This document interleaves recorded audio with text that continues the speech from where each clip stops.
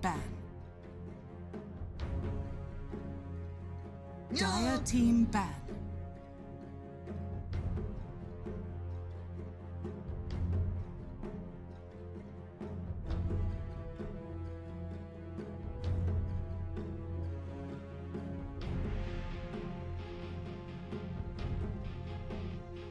Ten seconds remaining. Radiant team ban.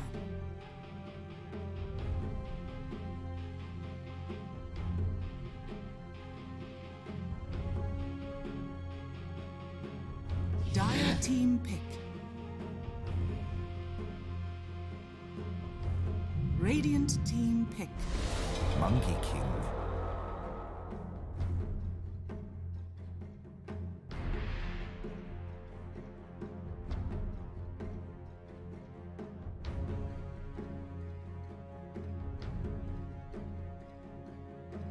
Ten seconds remaining.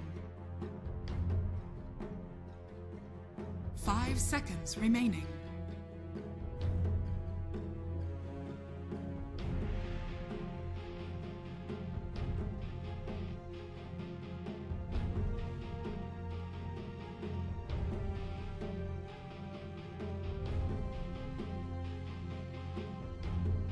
Dire team pick.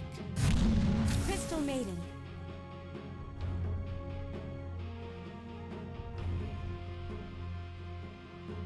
Radiant team pick. Puck. Dire team ban. Dragon Knight.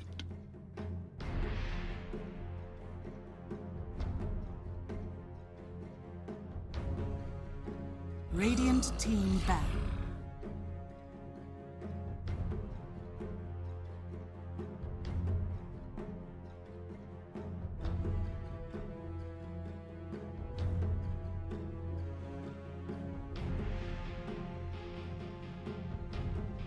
Ten seconds remaining.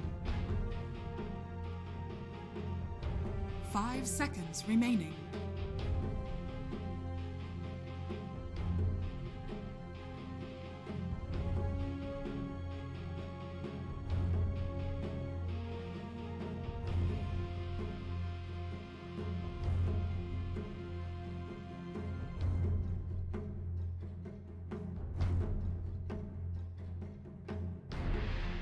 Welcome back. Dreamleague Season 14, powered by Intel. We have a lower division Dota 2 series ahead of us, and it is Hellbear Smashers taking on Creepwave, two teams still undefeated in the European Western European League, and one of them will not be undefeated after this series is done.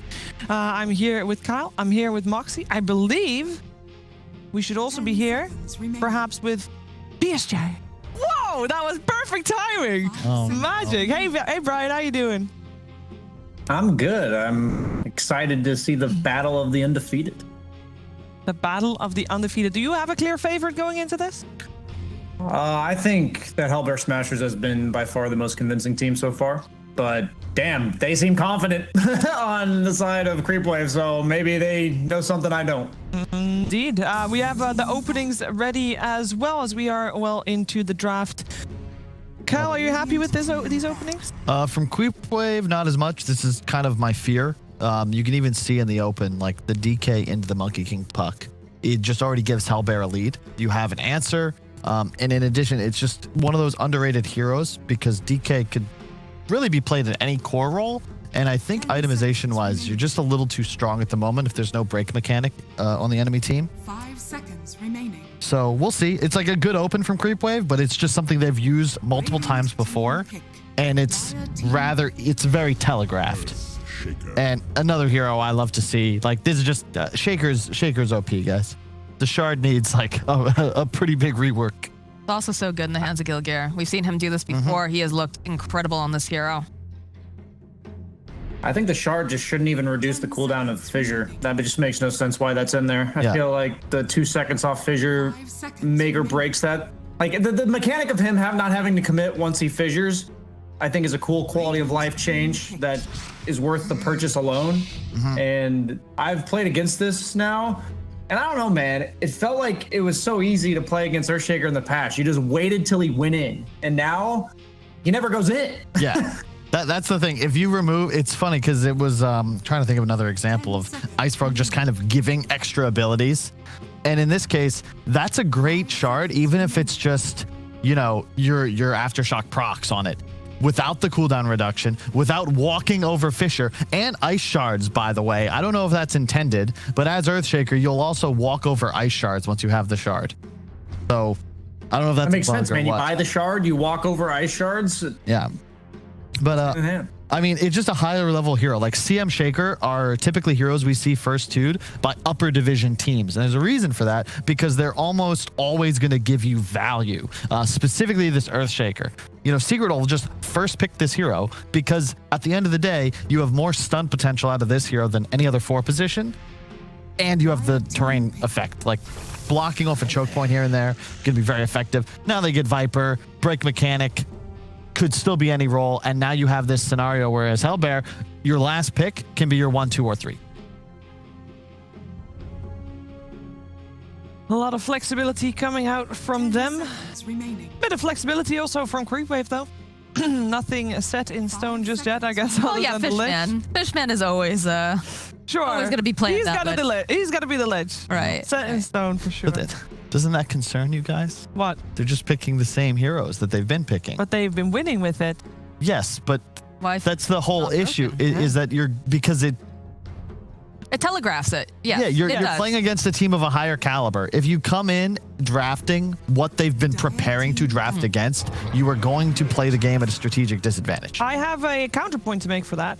Because there's very often when big tournaments are happening, DPC leagues, majors, TI, you make it to a certain point playing this strategy that you're comfortable with, that you're good with.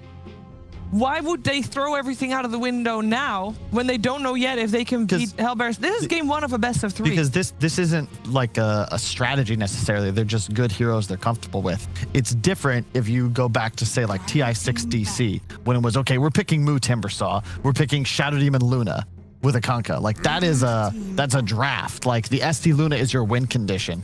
Puck Monkey King isn't a natural win condition. They're just good heroes that play well together. They don't have some like synergistic relationship that makes them incredibly strong. Similar to like Drow. Recoil with the ultimate of the Monkey King. It's not like a Wings Wisp Drow when you're just terrified. I think you're a hater. There's a Lich ultimate bouncing around there. I picked them to win the league. Sorry. We got a Marana ban and the Shadow Demon ban on the side of Hellbear Smashers. I mean, I get it. We said this a lot, actually, with some of the SA teams that started to find, you know, success, is that they found something that worked, they kept running it, but the problem is when you run something that works too many times is that your enemies, they study it. They look at it and they figure out, okay, we know that if this person gets this particular hero, they're just going to be off in the jungle the entire time. Let's take advantage of the fact that, you know, they don't rotate, blah, blah, blah, blah, blah. So it makes sense that, you know, you'd want to try something a little different, but I don't think you want to shake things up too much, especially for game number 1. Maybe you adjust after game number 2 if the first one goes terribly. But for now, you know, this is what's tried and true, what works. And I'm sure they're going to adjust because I'm sure, you know, they said Hellbear Smashers looked like the team that was going to give them the most trouble. So, of course, you're going to do your research. That's going to be the case here. They have a 1-position Monkey King against a break mechanic and a Dragon Knight. Really limited damage on the side of Creepwave to win this game. Like, no natural tower pressure either. They're going to need a distinct laning advantage, mostly thanks to the play of the Clockwork, in order to take this one, I feel. And last pick still available for Hellbear.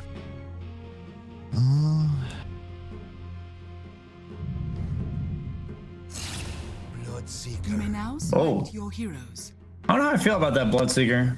I feel like there's a lot of heroes that are very survivable against everything but Coil, and Bloodseeker, he's going to be relying on the aggression from his other lanes to capitalize on. I think Centaur, we don't see him for a reason. Yeah. He has a lot of lane counters, and maybe Bloodseeker owns him. I'm not really sure. With the CM, it's really powerful, though. You have the slow into the silence. Very terrifying lane in that regard. All right, which one do you favor then, Brian? With that being said. I'm definitely have to go with Hellbear Smashers as a team. I don't love either draft way more than the other, but I just think Hellbear Smashers will execute the lanes really well and kind of just snowball this one. All right, thank you very much. We'll come back to you, of course, after the game. Kyle, following suit from what I've been hearing. Yeah, I just think the lanes are too set. The Bloodseeker was just, let's pick a hero that doesn't lose us the game. It's great in the laning phase. We'll see how it does against Centaur, but the Rupture is nice against the Stampede. jump away factor. I think you have a super big advantage in the bottom lane, Viper and Shaker against Monkey King. If they try to swap lanes, which they might, put Monkey King mid against DK, that's still okay for the DK. And then you have a puck safe lane. Things feel weird. But yeah, I just think the damage output from the high later on. All right, how about you, Moxie? Any good points for Creepwave here in this draft? The middle lane's going to be interesting. It's a DK versus a puck. That's not typically going in its favor. But I feel like if they get a little bit of momentum going, perhaps that the Creepwave can really, make something happen. So, I'm going on the Creep. All right. Riding the wave. Let's go. Let's see if that wave is going to crash or if it's going to continue into a tidal wave. I really don't know where I was going with that. Doesn't matter, though. I know where I'm going with this one. It's over to OD Pixel and Fogged. Thank you very much, Steve. Yes, game one ready to go here between Hellbear Smashers and Creepwave. Fogged, we've seen the lineup. Morning. What do you sort of reckon from this? We heard sort of from Carl the doubts that the damage might not be quite there in comparison to what Hellbear Smashers have for Creepwave. Do you agree, or do you see something that some of the panel don't from Creepwave's lineup? I'm quite worried for the Creepwave lineup, indeed. Lich, overall, a hero that's pretty hit or miss. I feel like this hero can either dominate in the early game and then just do nothing, or just you completely take over the game and snowball out of control, or it's just versus really good physical damage, and that's why you pick it. There's not really that much physical damage. It's actually all magical. So Frost Shield looks pretty useless. It's going to at least be able to slow down the pushes coming from the DK, which is decent. And it's going to be okay in the lane with the Monkey King if they're able to get any type of chasing, right? Like Lich, Monkey King, they actually have some good kill threat. But the lane that he's going to be up again is a pretty much hard counter. Viper, Earthshaker, easy ways to change lane equilibrium. Also, you have the break mechanic. Seems really strong, everything that Hellbear Smashers has put them up with. I think Alex really has to do so much on this clockwork. And he does have options versus a lot of these heroes. It's actually a pretty good clock game. Yeah, we'll see what sort of magic Alex can pull out here. I think get first blood. Like this guy has to just kill the Viper. Viper TP's back, kill him again with Lich and Clock and Monkey King, and then have him do his free roam. But he has to get them to an advantageous pot in this laning phase, because all these lanes look pretty hard right now for the side of Creepwave. So I want to see some clever stuff from this Clock.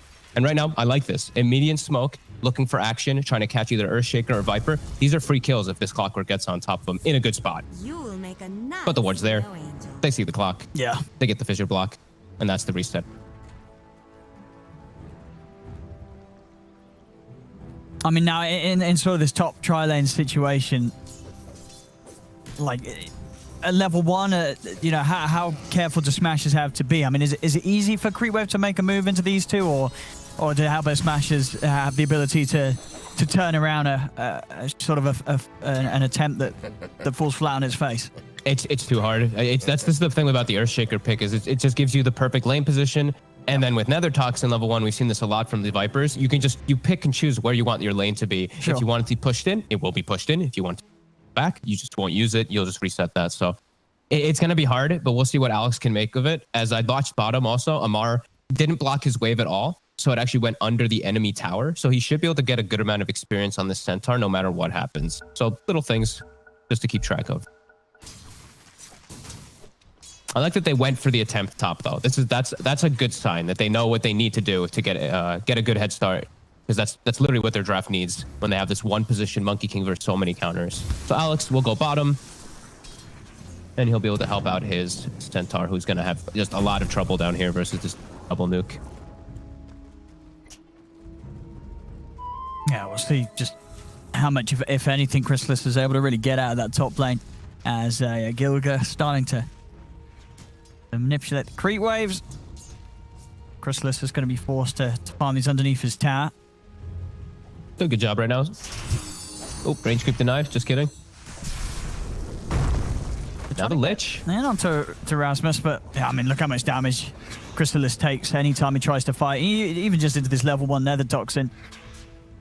If Rasmus if they killed one more creep there out of the next creep wave, that was a kill. That might have even been a double kill, because Rasmus would have had that level 2 with the poison attack. So I think both a little bit lucky there on the side of creep wave that he was only level 1. Well, so far we're seeing in the mid, 11 for 2, 8 for 1. A little bit of an edge here for Stormer's DK. Yep, the standard. He's actually looks like he's building the gloves of haste right away. That's kind of cool. I've seen a lot of double bracer. I kind of like just like speeding up the process to get to your treads or to rush an armlet or something like that. I like he's going. Small thing. It's an easy lane for the DK anyway, so. And Malrine has actually been one of the clutch players for the side of Creepwave a lot of the times in their games where unexpected matchups come around and he ends up making unbelievable space. This is going to be a tough one for him. Not an easy game for the puck. Yeah, at least the games that we have seen him do that, he has done it on the puck before, so definitely something that he's comfortable with, Malrine. Yeah, his puck, his timber, his elusive heroes are definitely something that shines. But yeah, hard versus all these instant stuns and silences and all that will be coming out. Tofu playing confident bottom. He just goes the Bassi build. Just mana spamming in bottom for your CM and your Bloodseeker just to push the waves in. He always would get these last hits. Little Coruscant there from Gilga. Sin. Out. Says Courier. This guy might have some of the most courier kills I think I see in this. But you always still see him behind the towers. Just bam. One of the games he got like 5 in the first 10 minutes. It's actually crazy. With the Nyx Assassin, I felt like he was literally just always getting courier.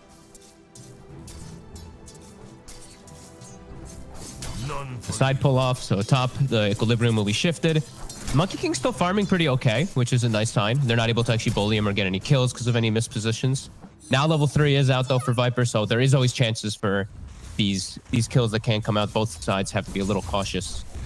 More so, of course, the Monkey King versus that Viper as 4 minutes. Creepwave double checking the runes for their puck. Gilga's going to be up at the top. See where it's going to end up popping. It is going to be top. And Gilga will make sure that Malrine doesn't get his hands on it. They're actually ganking mid right now with Alex. Okay. Coming very close to bringing him down. And they got it. They got him. Nice move indeed. And also, Crystalis swinging over to help Fishman take down Gilga. Perfect stuff. Love seeing the rotations early from the supports. That's a very unexpected kill that you see happen in the mid lane.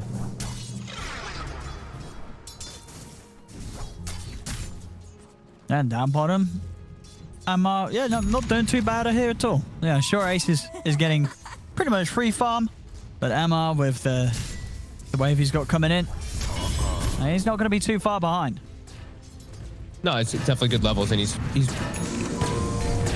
they're actually looking for pressure. They're actually looking for Tofu. I think he's the fairy fire. Can Tofu get away? He wants the Alex, the south. That's going to stop him from being able to get the kill. As Ace is able to turn. I mean, he was so close there to killing off Tofu, but fairy fire and south, and Tofu's going to live. Up top, the magic damage on Fishman. Too much. I mean, I said Fishman instead of Fishman. Oh, that was weird. Fishman. Let's shake things up. But the thing is, that on this top lane in particular, right, this is now quite a scary place for the Lich, it feels. As this hero is going to be very susceptible to these two. Both of them. The Monkey King, I feel like you just jungle at this point, actually, on Monkey King. This lane looks impossible. You walk up, you're just dead. You're actually just dead to a couple poison fissure. So I think just jungle, get your Primal Spring levels, try to catch up with that front, except if you're farming under the tower. And we've seen Gilger this entire time too. Whenever he sees the opportunity, he backs up and stacks. So he has a triple stack at his hard camp paired. Stormstormer bottom. Check for the rune. Alex is there, but this time a much harder kill. It's a level 6 DK with some help. And all 3 lanes continue to just get this immense amount of farm, and not a good start here. Not good hopes for Creepwave, as their lineup is almost fully countered in the actual draft aspect for this Monkey King, and they're already falling this far behind in lanes. Yeah, this is, well, 2K already just at 6 minutes in. Top, they're TPing. Alex is trying to set up. Rasmus was pretty far forward, but they can't go on it. He just drops the Nether Toxin. He's got level Gilder. 6. You know, he could even kill people if they go on him. If anyone gets close, if Alex comes in, he's just going to get a Viper Strike to the face. As bottom lane, Ace. He's going to try. Alex is in, too. I'll see down bottom Amar, able to keep himself safe with the hoof stomp. They're getting in onto Rasmus. See if Rasmus ends up going down. He will be able to build up the Jingu, and they do manage to get the kill. And they lose Alex for it, but they'll be okay with this up top, especially if Crystalis is able to pick up a second. He's looking for Gilga. They've got the pull back, but the Fisher is out. Ilgarin can't quite finish off Crystallis. As they'll get the 2 kills, Crystallis and Fishman will stay alive. Very nicely played around the Nether Toxin. They waited till Misery used it greedily one time, then they committed onto him right away with both. They get the kills, but somehow the net worth still actually ends up going up for Hellbear Smash. Will still have to take a fair bit of time here, making his way back to base. For being as low as he was. The long walk home. They do have Coil ready in mid. Stormstormer is stepping up a bit here. The 2 supports rotating in for Creepwave. They could... But Mallory doesn't even try for it. I mean, maybe feeling that they wouldn't have enough damage between the 3. I mean, he is... They are pretty limited. Yeah, he is pretty beefy, even with just the treads and the bracer this early on as a Dragon Knight. It's a hard... Yeah. Hard kill. And Lich, not the best damage in the initial. If you get a couple nukes off, sure, but in that location, you can only probably get maybe max 2. There's just low level, and now the lanes are just totally broken. As we said, Monkey King has no home, so the supports just have to start making moves around. They're gonna stampede. They're trying to get Ace. Ace will get the blood right down. Tofu trying to keep him safe as Ace is into the trees. Crystallis, he's ready to jump in with the spring. The coil down onto the 2 of them. And as Creepwave, they should get both for this. Boundless strike down on the waist. Tofu taken out by the battery assault from Alex there as they're making moves as a 5-man. I mean, they got to push the tower now. This is what they got to do. Yeah, the other lanes are just, they can't deal with them at all, and so they're going to end up actually losing probably both of the towers out of it, so have to try to get their own, at least some type of pressure. There's the right move to make because they just can't lane otherwise. Hellbear Smashers are just making the right move themselves in response. So net worth will shift a little bit for the side of Creepwave, but shift right back into the favor of Hellbear Smash. Experience, though, definitely shifts more so toward the Creepwave because they'll get those kills. But the defense is actually being formed. Rasmus, they see the Monkey Kings alone for a second. I mean, Crystallis is just going to take so much damage here. The power of the Viper against this Monkey King in the early stages. They moved off the tower, though. Both Amar and Alex both left the tower when it was getting pretty low. So they saw the Monkey King isolated for a second there, and they just TP and commit on him. I feel like they should have just full out committed to kill that tower with the Centaur, or at least one of the other supports. They're going to try and come down here again. There's a smoke up from Fishman and Maureen. Okay. They've got the Dream Coil up. This is to the DK, though. This is to the strong hero and to the Viper as well. But they want to just try and commit onto Rasmus here. Let's see what they can find. As Tofu and Stormstorm, they're going to try for the DK. Onto Stormstormer, we'll be able to get the pre-fire out of the 2 of them. Rasmus and Tofu ready to come back over. Stormstormer is getting low. Alex is trying to finish him off, has got him caught in the cogs. As Stormstormer is able to pop the Dragon Tail, so he's going to live. The earn damage will not be enough. Maybe the orb, though. No, can't quite find him. Maureen can't get the angle, and now he's in a dangerous place. Ace has got the rupture, good to go. Maureen's got no other way to jump out of this, as they'll lose the 3 of them.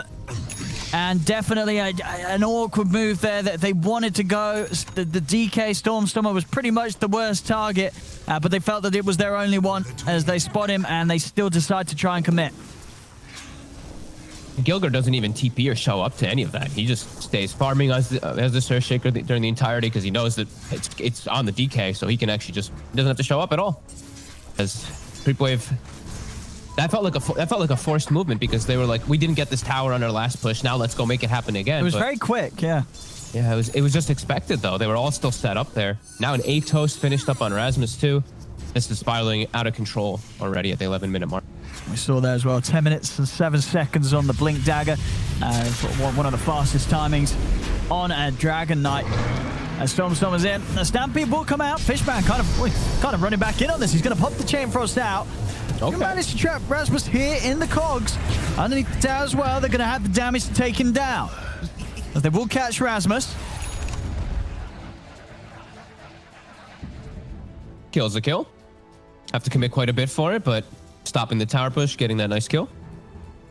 Themselves some type of gold, which they most desperately need. Who got the last hit, actually? It was the Monkey King, too. Okay, so that's pretty decent. He is going to be going for the Aghanims build, so this farming build. Not going to really help him too much in the fighting aspect. Oh, here we go. Item really that does. There should be a kill on Tofu. Question is if they lose any heroes for it. Alex looks to be in a bit of danger here. Gilga gonna have to the control in a second, and in fact, Ace's just straight up got the damage. Pops the rupture down, Alex. He'll accept his fate and run to his death. Amar is showing down bottom. Rasmus has the Atos, and this time there's no Stampede. There isn't. There's no escape for Amar. As another kill for Ace. The lane's just very, very scary for Creepwave to ever really push over onto Hellbear's half of the map now, as Hellbears have so many ways of setting up and so much damage as well, where we're seeing these Creepwave heroes die very quickly. This is kind of painful to watch, because I feel this. There's just the no hope. There's just no. It feels like there's literally no hope right now, because it's a Monkey King 1 position with 4 spellcasters at his side versus a Viper and a DK. It feels like Hellbear Smashers can actually do much of anything that they want around the map. And it's just the onus is completely on Creepwave to have any hope. They're going to be building toward the Vessel on the puck. I actually like this, so they can have some more damage, because it really feels they're going to be lacking it a lot versus the DK. And I want them to be incredibly active. They have to do very unpredicted stuff this game to try to get Crystallis to have a game.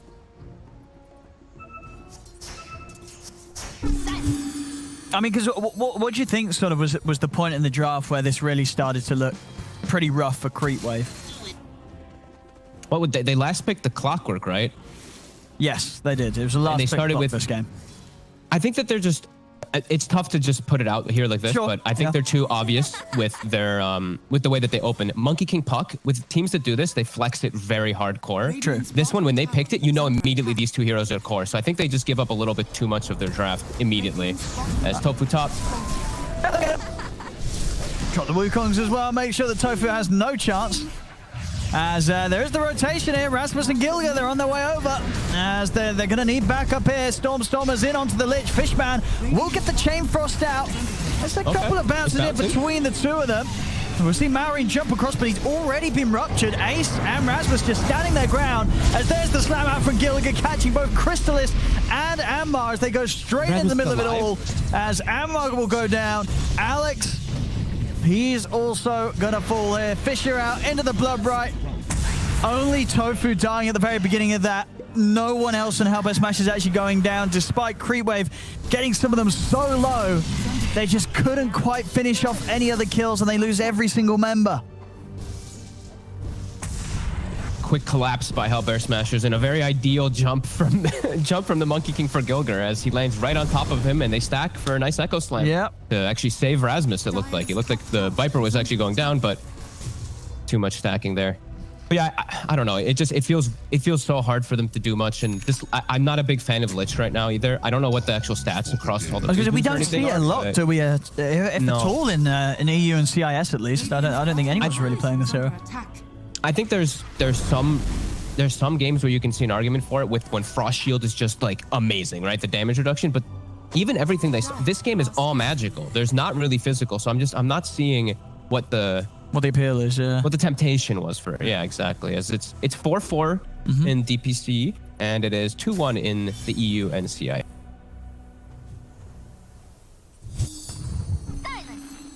So that's out of quite a lot of games. So yeah, sure, it's one more than it's lost, but not a lot of picks. Not a lot of picks asked. It's just a Lich, you know.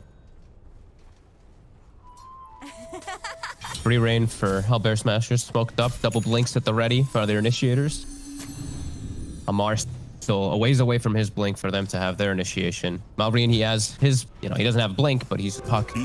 Start the fights, but still. Just never know when a good fight is actually going to kick off for them. They have to just try to find a number advantage, really. Like if they can see Rasmus and Stormstormer isolated, perhaps. They've got help coming up, though, so they can't make the move there. See Gilga scouting out. Here from the invis. He's going to have to fish onto the two of them. Ooh, jumping in. Ooh. Doesn't have the echo quite back up, but they're going to have to catch for Alex anyway. As Alex is out, over to the side. Storm's found another one. He's found Fishman. As Fishman's going to try for the TP out. They've got ways to cancel it. Frostbite out straight away from Tofu, and they'll get themselves 2 more kills as Rasmus's farm continuing. See this, he's just so far right now. Botster, Rod of Atos, and ready to start building into the Aghanims here. Just pre-17 minutes. All 3 of their cores incredibly farm right now on Smashers. Yeah. And of course, I didn't really point this out because the game just accelerated beyond this point, but he did get the best neutral item to his Fairy Trinket. He'll swap it away for the pupils, so he tanks up. It's just been smooth sailing as everyone... It just feels like they can do anything they want on the map, and Crystal's trying to farm this Aghanims, but it's an Aghanims to do what? Like, I'm not sure what this is really going to do besides just increase his farming. Sure. But also, I don't know what else you can really buy. I don't know what else he builds in this sort of game. Yeah. It just feels Yeah, it's grim. It's really grim.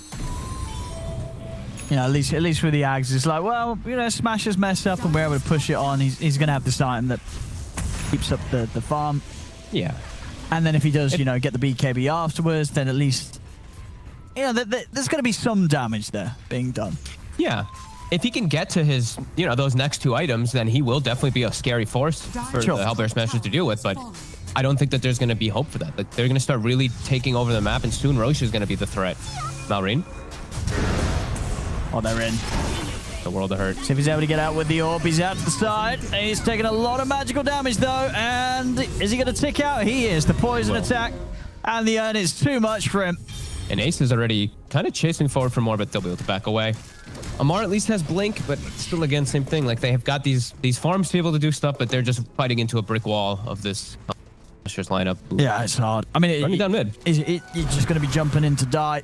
Yep. You know, there's so many stuns to catch you out, you know, unless he's getting in and he's stomping the DK, the Earthshaker, and the CM. One of those heroes is going to lock him down, and boom, suddenly you found yourself caught in a Bloodbright, another toxin, and a whole world of pain. It's being rained down on you. Will be way too hard. Side of Hellbear Smash. They do try. Circles are being drawn. Looks like Smashers are trying to control their jungle a little bit more here. Well, they also take this outpost away. So 1 minute for the side of Creepwave to try to take that back. It's not going to be easy to get over there. And they can't take bottom tower by any means. So it's their only hope to get back that experience. Looks like they'll be losing on that bonus for sure. Top. Gilgert, he shows himself. Marine might be able to get a solo kill here. He's got the stick charges. Oh, Gilgert. Uh-oh. Oh, I mean, he'll go down, but he has set up for Ace to get the cleanup. Okay. That's worth it for Marine, though. You take those. Sure, it's a solo kill. Behind. Yeah. Anything you can get. Aye, and Stormer. They've got the 3 of them here. They've got the 3 of them. They might just have him. A Stormer. He's going to go down. Another killer for Creepwave. This is what they need. They need a few more of these, but they can make these pickoffs happen. Middle tower is under attack. Just as 3. As 3. You do actually have the damage there with the Wukongs. 90 seconds on cooldown. But now he's approaching that. At least the buildup of the next item.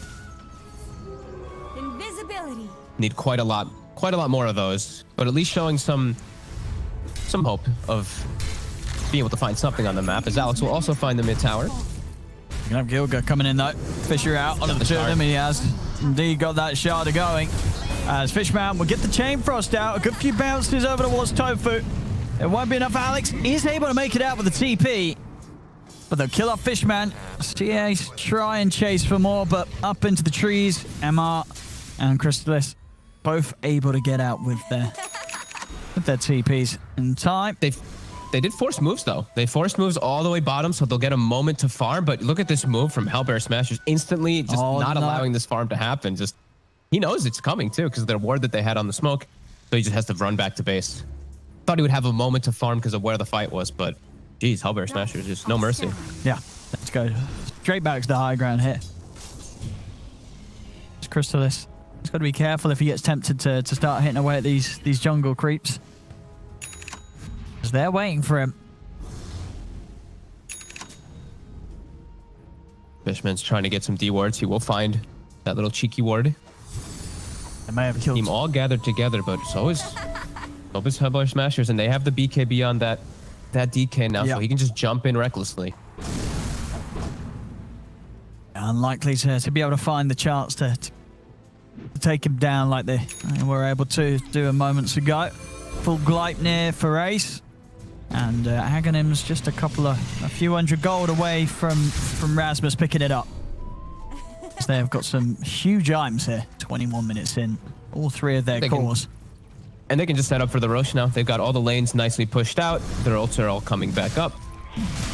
And then it puts that pressure onto Creepwave to really look to do anything, and they just have to deal with their lanes at the moment. They can't go anywhere near that Roche. So 3-1 for the Smashers.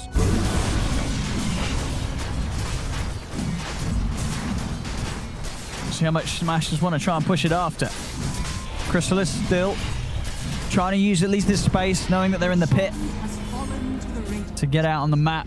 But as you can see, it's still just not going to be the quickest of timings on this BKB after the Ags, and even then, he's still going to need an item after it. Really be a big threat towards Hellbear Smashers. They're on their way out now. Let's see if they can get the catch here, as they have the Atos. Into the Bloodbright, into the Gleipnir. Ace easily closing in on a Fishman. Oh, and Crystal's... Whoa. Okay, he'll be all right. Showed himself for a second with the Boundless. Radiant's bottom tower is under Oh, actually, yeah. Stormstormer? What? He wants to jump for this? No. Not going to go for now. But Crystal is actually also as well just saying, well, you know, there's no point in me staying alive if I'm not going to do any damage, and finishes the Maelstrom first, but before the BKB. Okay. So leaves him vulnerable, but, you know, that's going to help him if he's able to hit the creeps, and, you know, you're going to be able to farm Maelstrom into BKB faster than you farm BKB into Maelstrom. You know, assuming that the game doesn't come to an end. Exactly. I was like, as long as you don't lose your high ground right now, which is probably the way that Smashers wants to play with an Aegis. Oh, Alex. Radiant's top He's out with a hook shot, but Rasmus, he's going to be sure to chase. TP out. Oh, Fisher's down, though, from Gilga. As Alex won't make it out. Radiant's top tower is under attack. They have an idea of where the Monkey King is, too, and his TP's still on cooldown. Pretending to be a tree. They're very aware of this, though. Gilgir was on the hunt. Now they're drawing the line. Looks like they want to just start their big siege. Oh, Chrysalis, he jumped down for the wave. Oh no. Oh, he's back up. And he's down the tree line now, so... They're going to send couriers. Yeah, this courier. Oh, Chrysalis has been too quick, though. He continues to move straight down. He's up in the trees. And he's not going to be found here. So nice sneaky moves here from Chrysalis. I just wondered. Actually, never mind. I'm not going to... No, what are you going to say? If it was going to be a dumb we're all down for dumb questions. The Quicksilver Amulet works with your Mischief thing, so you get an extra stack. That's kind of cool. My hero has like so many abilities. You actually get an extra stack of the bonus. That's true. Right? That's kind of cool. Bottom tower is under attack. Wait, what? It's got a 15-second cooldown, you know what I mean? Like if he uses it and it's on cooldown, then he'll get the 5% movement bonus and 15 attack speed bonus when it's on cooldown, right? Yeah, sure. I see what you mean. You know what I mean? I thought you meant as in like he had more spells so he could stack the buff, but the buff doesn't stack. No. I know you mean like, yeah, it's easier for him to keep it going without having to commit an ability that's going to be crucial to hold on to. Yeah, it's true. Siege begins, and I mean, Monkey King is not ready to fight. He needs the BKB to really be able to fight. So this is just the farming. Yeah, he's going to be a hard hold. To the point where maybe even just, you know, let this bottom racks go and, well, at least, you know, don't have the Monkey King here. Just get him out of the map and farm the BKB. I think, yeah, just farm with the other three heroes. Like Clockwork, just Rocket to put deep push. Lich, just Frost Shield like this. Yeah. Puck, just spam. This is the best. The BKB. Yeah, I think this is the right move. Get that BKB done on Chrysalis. He's going to be cutting the mid wave at least. Taking away some of the pressure. They have no hope to fight without it. As Gilgir, he's identifying this. He's starting to set up for the gank onto these cutting heroes. Rex will start to go down.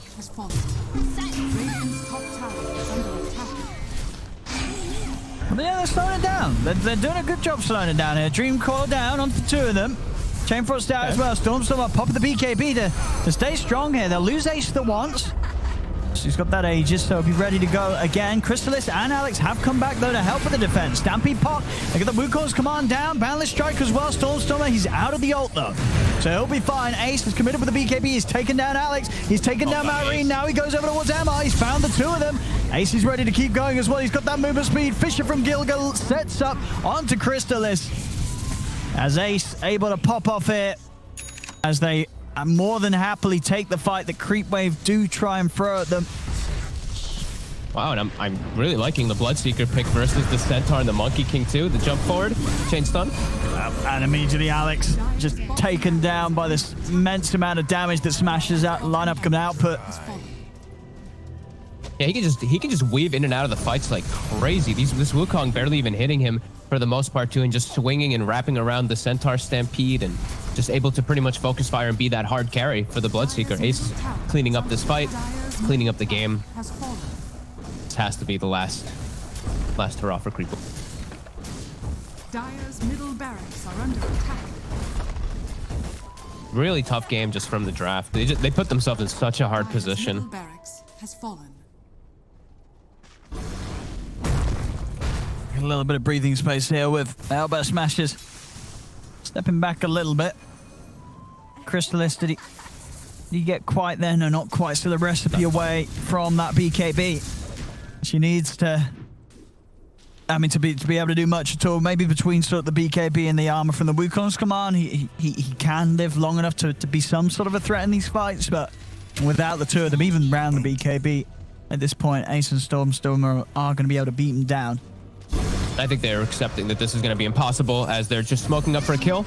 And they're smoked into smoked out, and now, the Atos and the Gleipnir holding them down. We're going to have the Wukong's command out for Crystallis. He's trying to force off the back lines, but they've lost their Lich, they've lost Fishman. Ace is coming in with the BKB, ready to run them down one by one. Ace held back momentarily by the hook shot, but it isn't long enough, as Crystallis will die again. No chance without the BKB. They've managed to kill off a couple. Dream Cold down onto the three of them, but it just isn't enough here from Creepwave, as they'll call it now. They'll tap their way out of this. GG is called, as this game will go to the side of Hellbear Smashers. A rough one indeed here for this first game from Creepwave. Yeah, it felt like they just got completely counterpicked by the Hellbear Smashers side. There's not really a lot of hope after that early game. I feel like they have to be just so far ahead after the laning phase, and when Alex and the Lich are only level 3 after the first start, and it's like approaching 10 minutes, and they don't even have that much kill involvement.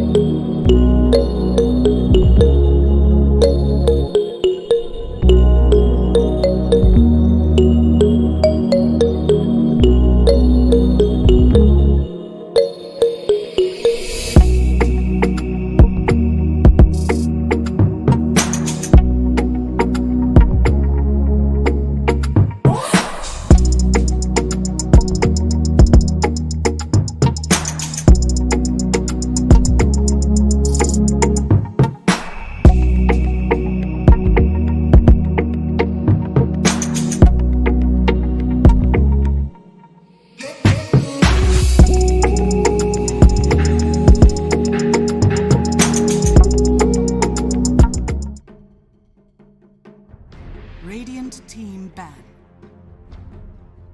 Dire team ban. Radiant team ban.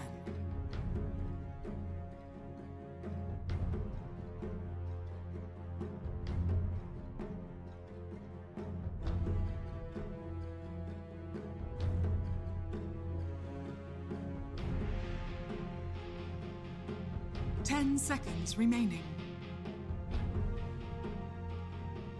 5 seconds remain. Dire team pick. Radiant team pick.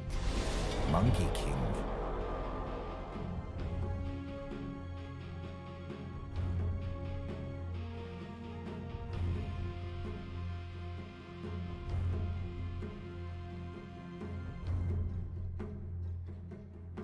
Ten seconds remaining. 5 seconds remaining.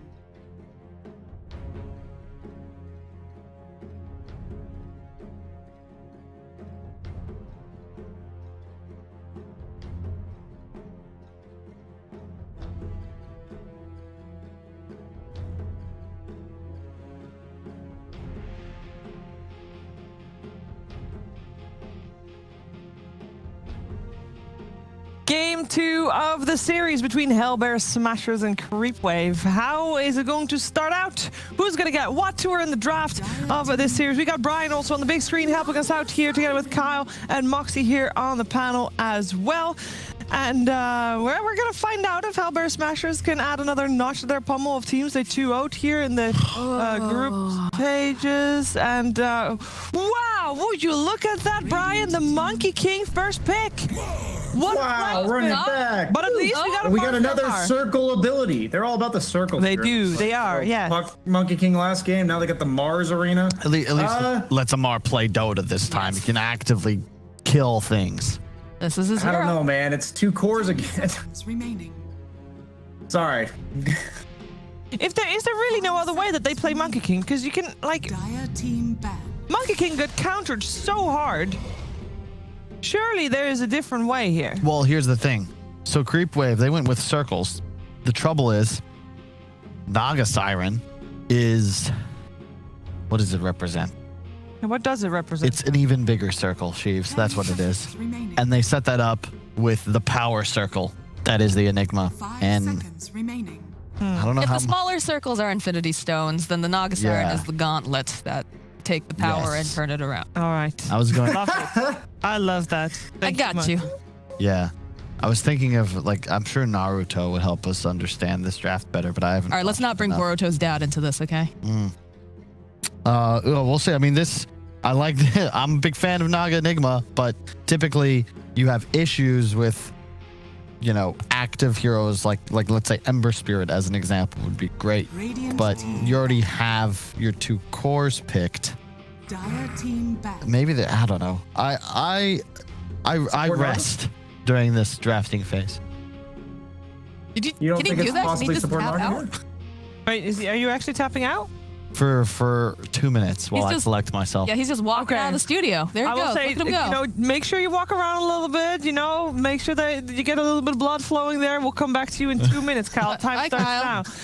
All right, Brian, talk to us. 10 seconds. Why do you think the Monkey King was picked up again? Do you feel like they can set it up for more success this time? Remaining.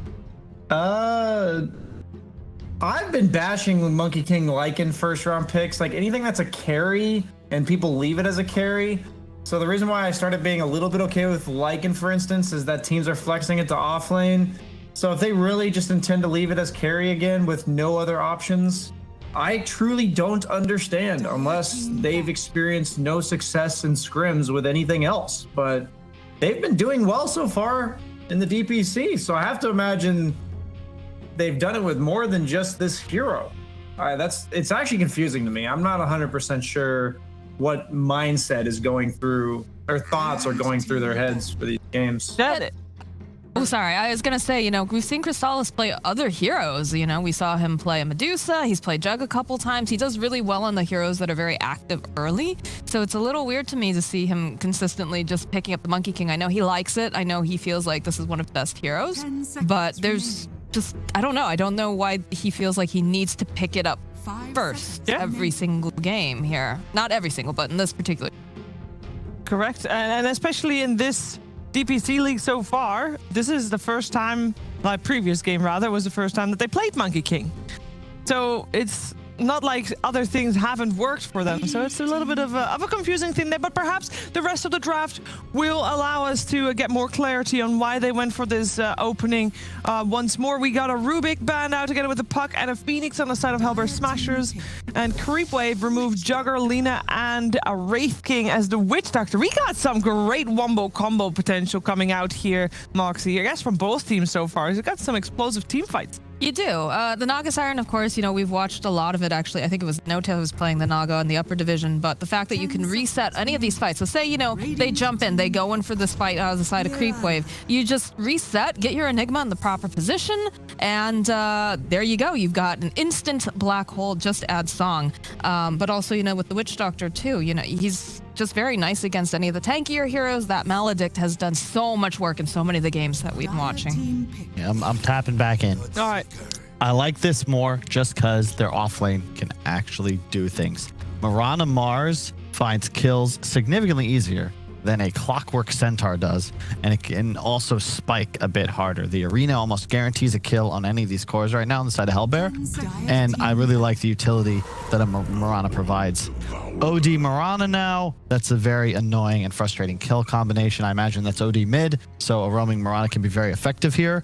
Hellbear are in a little bit of trouble just because I think their lanes aren't nearly as strong, specifically up top. 10 seconds remaining.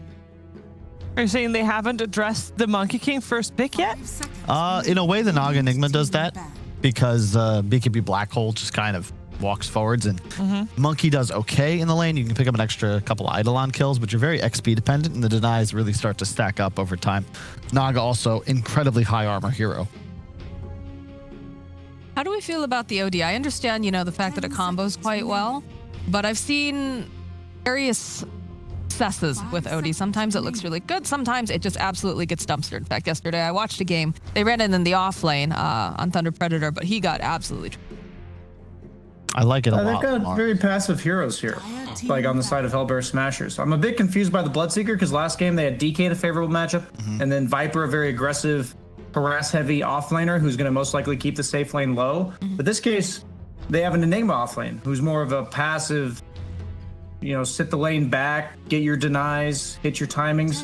And then OD's got the Mirana follow-up already, and he's got people who go in for him. I think OD's getting ran at all stages of the game, not just in the lanes, but also in the fights is what he struggles with.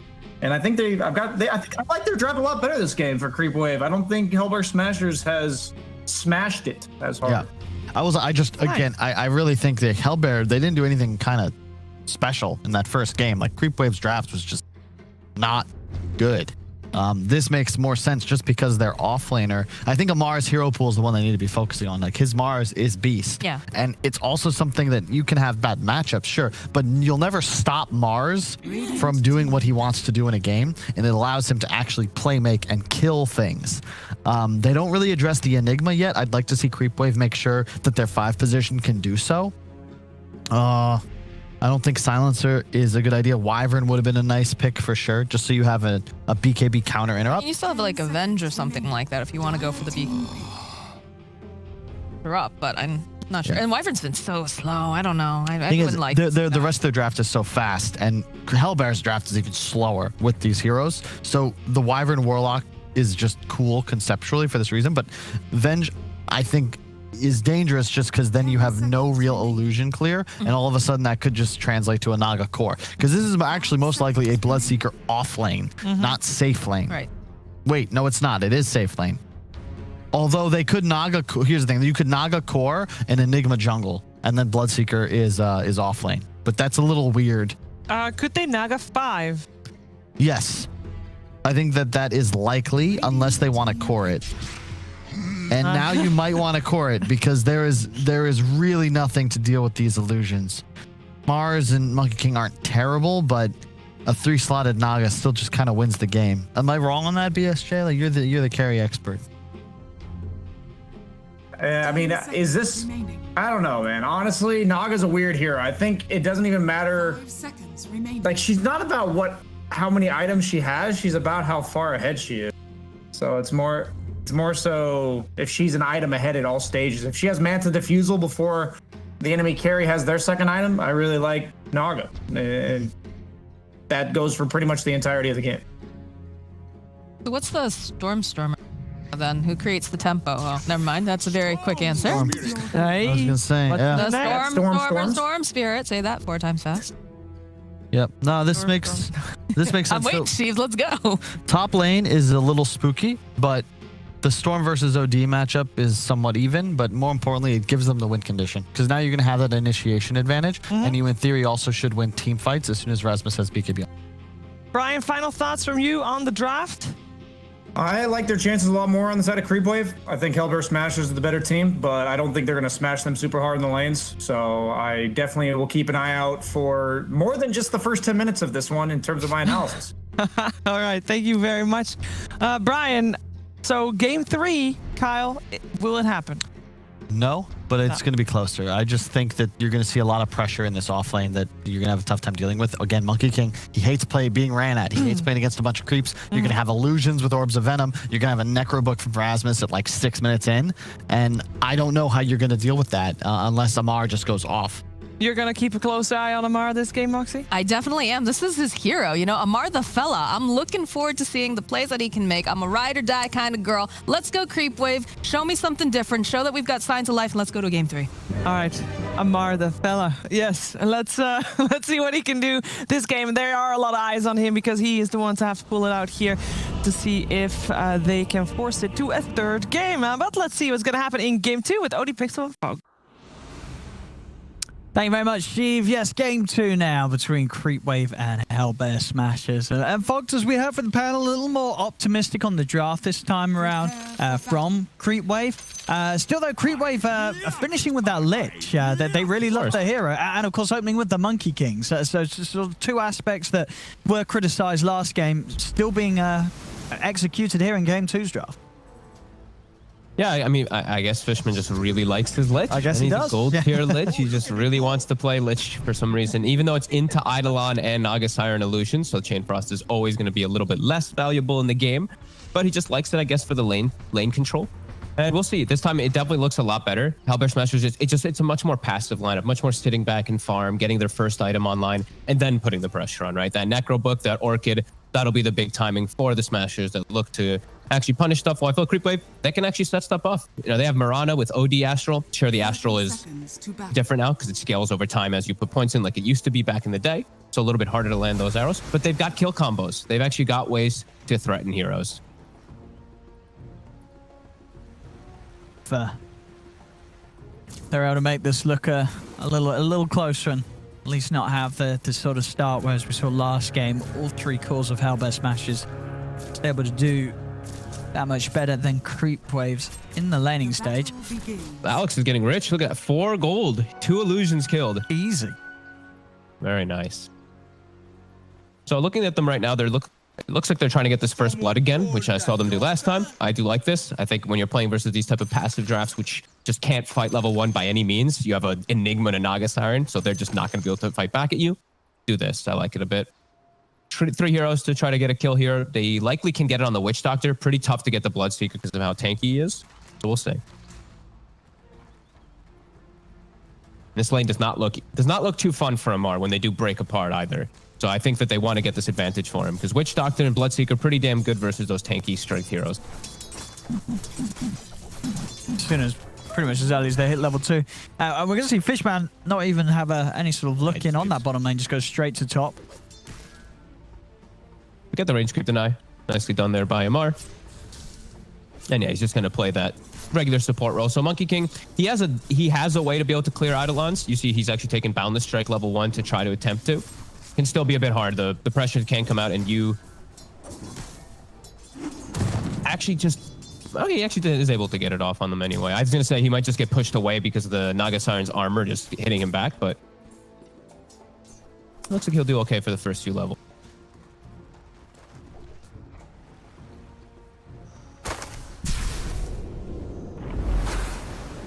Fishman trying to chase down Gilga a bit, but at the end of the day, Gilga just being a bit of a nuisance hit, dragging Chrysalis and Fishman's attention away from the wave. Yep, Rasmus is power denying as best as possible. He's got the 3. 2 were from the Eidolon usages. He's got to be careful with his micro, though, a little bit there. And you see the build by Chrysalis. He's actually gone for the full wave clear build. So it's going to be a bit mana intense for him because he doesn't have the Jingu. Has to be cautious how he does use those tree dances. Primal Spring's a little bit too much. Yeah, that's true. Gilgard blocking camps. You got some regens come out to help him spam what's on the courier. No, it's just the boots. Just the boots. I mean, you're right. Catch up. I mean, yeah, but these 2 points, he's not going to be able to use them that much, those spells, but we'll see. And you're eventually, like, you're not going to have the mana to clear him out. Rasmus with the double sages, mask, and clarities, he'll always be able to keep these Eidolons' presence in the lane, which is always frustrating for these Monkey Kings. As you already see, he's starting to get pressured by them in these illusions. It's the poke damage and just the denies that start to add up. Yeah, it's a lot for him to have to deal with in this lane. Yeah. So many different Fishman things he's can't trying to bully. hit. Fishman can't bully away Gilgard at all. Gilgard just stands there, even though he's only level 1. He just hits him. Makes sure that he messes with the pulls so that they can't reset the positioning. Because Rasmus is just keep power denying the way backwards. Gonna make it hard.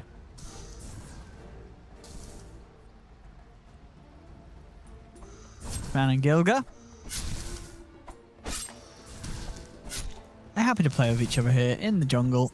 And Gilga definitely kind of winning to use no mana for sort of what they want to trade back. Fishman still threatening with the blast here. So Gilga is able to distract away from this pull. Of course, while this is happening, starting to see those denies really rack up from Rasmus. They're committing for Gilgard. They might get him now. They will get him. Purify will be popped, but Chrysalis is going to have this, so they'll get the first blood. Well, today anyway. Okay. It's about to happen because of the way that he was playing with the skill build of Chrysalis. They'll miss a couple creeps and bottom action looks good starting, but it's only level 2 Witch Doctor. Tofu does not want to use Maledict till it's level 3. Now he's 3. He gets the second point in it. Now we're going to see a lot more action happening bottom. Oh, yeah. Now it's going to be the constant trades of these spells casted since level 1 Maledict is not good. Strong. And it was only level 1 on Gilgard. That's the one thing. The 2 supports up top, they've actually completely stayed away from the lane. So it's this Enigma level 4 and Monkey King level 4 in the lane because of that. Case Rune on Alex. But they try to catch Tofu. Potentially, but careful. Two down bottom there. Being very close. Very careful about how close they come to the wave here. Amar and Alex. Dire's structures are fortified. They get a good few bounces. I'm all right now. They get a couple. They can just commit here. Ace gets a few more right clicks in. This Maledict should do it as Tofu is going to be taken out finally there by Alex. Unfortunately for Amar, wasn't able to land that spear and get some XP before himself falls. Unfortunate for Amar too. The cask bounces back to him with 4 creeps. That bounce was unlucky for sure. The bounty runes kick off. It looks like Creepwave might actually get all 4 of them here. They will, yeah. The way they postured themselves, that's pretty damn good. The prize is mine. For the dead. So lanes, they're falling behind slightly in the 2 slide lanes. We're seeing these power denies by Rasmus really adding up. 16 denies. So Monkey King is slowed down significantly because of it. And they actually can pose some kill threat onto him over and over again. Malefice is very threatening, especially when you have all these Eidolons and the Riptide minus armor coming into play. He actually has to be careful, and that means Rasmus is going to get 6 and a book pretty soon. Oh, they're going to try for Gilga, but Emerald Spring doesn't connect. So Rasmus comes across, and it's going to be enough to stop Chrysalis from being able to chase Gilga down.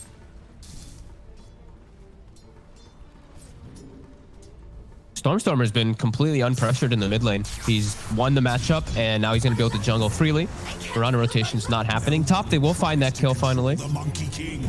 Yeah, he's able to keep up the chase. Of course, with this build, points in Primal Spring, very strong when he does land it. I like that he went this build. It's just the farming build he needs to in this lane just to catch back up because he's going to be behind. And his net worth is, you're seeing that his net worth is pretty decent because of it, because he's able to get those kills. Bottom, we see the rotation now happening. Alex is moving from the lane, and that means Amar has to be cautious. He actually steps up though. Amar Oh, Maledict off Maledict the off mark, mark. though. Without that Maledict, no chance of taking down Amar. I think if he TPs instantly right afterwards, he's fine also. Like right after that cask is casted, he just TPs the base and he's okay.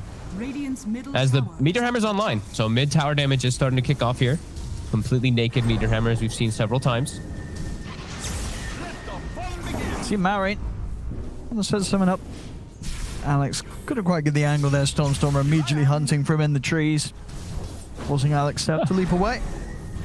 Cool skill build too by Stormstormer. 4 in the static remnant. Arrow. Gilger catches it. Well, it's going to protect Stormstormer. Will cost Gilger his life. They're taking the wave too. They're keeping this catapult alive. Salve on Fishman. Keep this tower pressure going. They got a lot of damage on this tower here with that first catapult wave. Radiant's middle Yeah, a couple more rounds from the meteor hammer, and this tower's going to go down. Yeah, maybe even he's actually going to use this one on the creep wave, but just hold it for the tower. But Stormstormer is low. He actually just straight jungle, and yeah, this tower is very likely to drop. Nice moves Radiant's middle from tower Creepwave. is under attack. And Amar is now 6, so they're looking to rotate down bottom. It's a bit lacking on the mana to be able to use both spells. Dire's top But they do have a mango on the Lich, and they're going to actually use it on him. So now, bottom, they actually have to back away on the side of Ace and Tofu, give some respect. But Rasmus gets all the space in the world with his book 1 finished, takes top tower. It's a very big enigma. Yeah, I mean, we saw last game how big Rasmus was on the Viper. I think he pretty much stayed at the top network for the most of the game. And we could see another showing from Rasmus just having an insane amount of space to farm in. Yeah, I'm wondering if he goes for upgrading the book. I've been talking to some players, and people have been talking about going the arcane boots, and so you actually have mana, because this hero is actually incredibly mana intense. So if you look, all 3 of your spells are actually your whole mana pool if you don't have those arcane boots. Yeah, what sort of happened to Soul Ring on Enigma? Is Soul Ring just not a very favorable item nowadays? No, it's not really the best. It's only really good on those strength heroes that need it, like Mars. They got rid of they used to have HP regen, right? And then they just got rid of it, so true. It doesn't feel that was great. enough to sort of knock it off, yeah. Maureen, he's hunting. Oh! Good attempt there. Maybe if he grabs it and he's able to perfectly time the hammer, he might have actually had that kill. He'd have the sanities to go as well, but Stormstormer was prepared. I want to see Alex actually paired up with him a little bit more, because they can set up for these kills now with the Max Astro and with the Meteor Hammer. They're got to look to punish Rasmus top, as he is pretty far forward. They're expecting it though. Rasmus already drove the line to counter gank, but he might die before they Yeah, make the it. 3 of them should be able to kill him quick enough, unless Rasmus can do something insane. He's gonna oh no! He did try. He did try. Bless him. He tried the black hole. Oh no! That's that gone for 200 seconds. Down bottom there, but he trap Ace. Ace will get the rope drop onto Hammer. As Ace will try and run, but the Sanity's Eclipse will do it. They take him out. There we go. They're going to be able to look to get Tofu here as well. Pulled back into the spear. Creepwave coming in with some big hits. A nice swing too, how fast that movement was. Top, and then they immediately port bottom to set up with Amar. Yeah. Very nicely done, and faster than Rasmus was calling for it. He drew the lines for his teammates to come, but it was a faster move than he expected. Oh, we'll see him again. Just commit for the book 3. I mean, you knew he was going to be looking for this Rasmus, the opportunity to turn a black hole, but happening to do it, sort of the same frame that the Boundless Strike was coming down on him. So unfortunate that. Radiant's bottom tower is under attack. Now they can get some tower damage. Another tower pressure here too with the Meteor Hammer available. They're going to drop it on this one. And that's 2 towers now claimed for them. A great start. As Crystallis, this game, he's not countered. Like last game, there was his first Monkey King, and he was fully addressed in the lanes and fully addressed in the entire draft. This game, he actually has a pretty decent matchups. Yeah, I mean, this is it's like night and day, really, the comparison between game 1 and game 2 here for Creepwave. 11 minutes in, they're at a 2k lead. All 3 of their cores in a fine place to be right now. Radiant's bottom tower. As this game, they have an absolute shot of taking down Hellbear Smasher. Crystallis actually almost has his agony. It's quick. It's 11 minutes. Yeah. It's very quick. And now Mirana ulting too. They're looking to continue invading. And this passive draft from Hellbear Smashers is going to take some time, like we said, to build up. And they're really doing a good job of taking advantage of that. Hellbear Smashers trying to clear out their jungle here. Richmond gets a ward down. Storm is trying to start something. There's Rasmus also coming in from the side. Alex, he's been ruptured. He'll try and TP out, but Ace is able to close in, take him down. Also, Fishman found by Tofu and Gilga. Quickly clear out their jungle without even having to commit anything too big. Just the Death Ward, probably the biggest. Death Ward and what, Rupture? Yeah. Nice little defense from them, all postured around the area. And Ace will still get a good timing on his Maelstrom too. So it's not like he's far behind this Monkey King. But yeah, just night and day difference for Crystal's game. I mean, and as you say, Hellbear Smashers with their lineup, this sort of passive play. Is that something that's necessarily too scary for Creepwave? I mean, Creepwave's lineup themselves, they can also do the farming game, can't they? They absolutely can. The only fear, though, is that you're versus this Nagasar and Enigma, and these two can dictate where the fight is taken. That's always the scary thing. When they have Wukongs and Marzul, which is we always determine the fight, but then a Nagasar comes in, you wait the duration. They can counter gank pretty nicely on the side of Hellbear Smashers versus a lot of that. And it's when those one big items come out, right? Like the Orchid on the Storm, the Meteor Hammer on the Nagasarn, and then that Book 3 on the Enigma. A nice gank, though. Creepwave kicking up that pace. Now they're taking advantage of these sort of heroes out alone. Rasmus does have the Black Hole ready to go again, but as we saw, I mean, just overall as well, until he has the sort of core defensive items on Enigma, it's not an easy game for him to drop Black Holes. No. Lots of ways to put a stop to it. And there we go. So 13 minutes and 17 seconds, 1 minute and a half faster than the patch fastest. So wow. That is a considerable amount faster than the fastest there. Nearly a minute and a half here by Crystalis. So some excellent time. And he's going to be able to farm really hard. They're going to be using this Moonlight Shadow to pressure. And it's right before the Storm, I believe, has Orchid. It's coming out on the Courier. I don't believe they have Book 3 either. Use the Book 2. So Book 3 has 30 seconds. This is a perfect timing for them to actually invade. I believe that's an illusion, though. I believe it is, as they'll soon find that out. And now the song, it's in place. Over to the side, Storm is able to take down Fishman. Whilst with this song, Gilga can buy time for them to close in onto the OD, and Rasmus, he'll drop the Black Hole. Make sure that there's no counterplay from Maureen. And this is what you're sort of talking about, that the song, the Black Hole setup, they're going to be able to do this to isolate and find the cause regardless of how much farm they have at any point of the game. Yeah, it's real tough. I mean, they caught an illusion. They put the ward and they were smoked and it broke, but there was actually the real hero just down south. It was unfortunate for Malrine. Now that item is out. The Orchid is finished with the Storm, but they still do have time to. They do have an opportunity to make an aggressive move. I think they should look for it too. No Song, no Black Hole. Go with the Mar this time. Bring the Mars. Oh, mid lane. They're looking to make the move on the Monkey King already. He needs help. He needs it soon. He is going to get it. As Maureen comes with the Astral to buy him some safety, Crystalis will turn and the backups arrive. They'll take down Tofu. Can they get more? Amar wants to get this ult off. He's level 12 now too, with a full Vlad's finished up, so he's also very farmed. He's coming down might get the setup. Let's see how much Gilga and Rasmus dive for this, as Alex will go down. The arena's out from Amar, as he will trap and take down Rasmus in return. Very nicely done.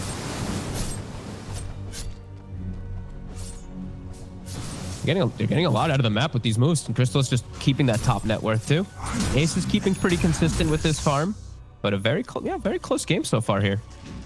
And it's going to be a lot about these big ultimates of who dictates the fights and who is able to reset and counter-initiate properly. Just got to take advantage of those long cooldowns. So it's still 100 seconds on the Black Hole. So I feel like you still can look to take these engagements. Right now it's a little scary because Amar's ult is still down, but they can stay postured down here.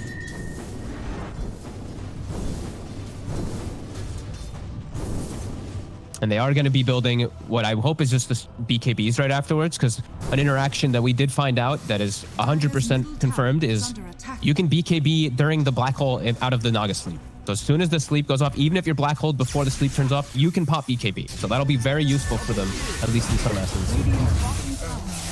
When they do get those, Stormstormer and Tofu find a quick kill. I imagine is that nowadays the same then for Sleep into Agnim's Static Storm? I would imagine so. I didn't test that one actually. I'll test that one after this game, but I tested it with a lot of the other ones, and you can like, I was getting arrowed while BKB'd and stuff like that too. I was getting some weird interactions. I always got the BKB off. Oh yeah, I mean the arrow ones happen, but yeah, you get the BKB off, but you're still stunned, right? When you that one was actually 50-50. I couldn't get that one to happen every time. It was really weird. A bit of the old RNG.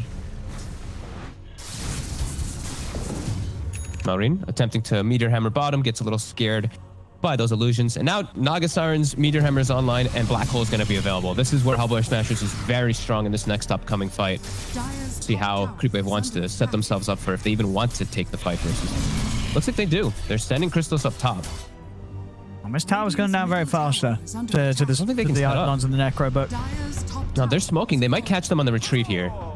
But they don't have their OD for the moment. He's going to start TPing over. And there is a song on a Black Hole. Oh, Centaur stop. See, they get the silence onto a mark. Tofu, Malading down onto Fishman. Fishman will throw out the Chain Frost, but they're able to split immediately, keep the bounces incredibly limited, and now the song's in play. They want to fight here.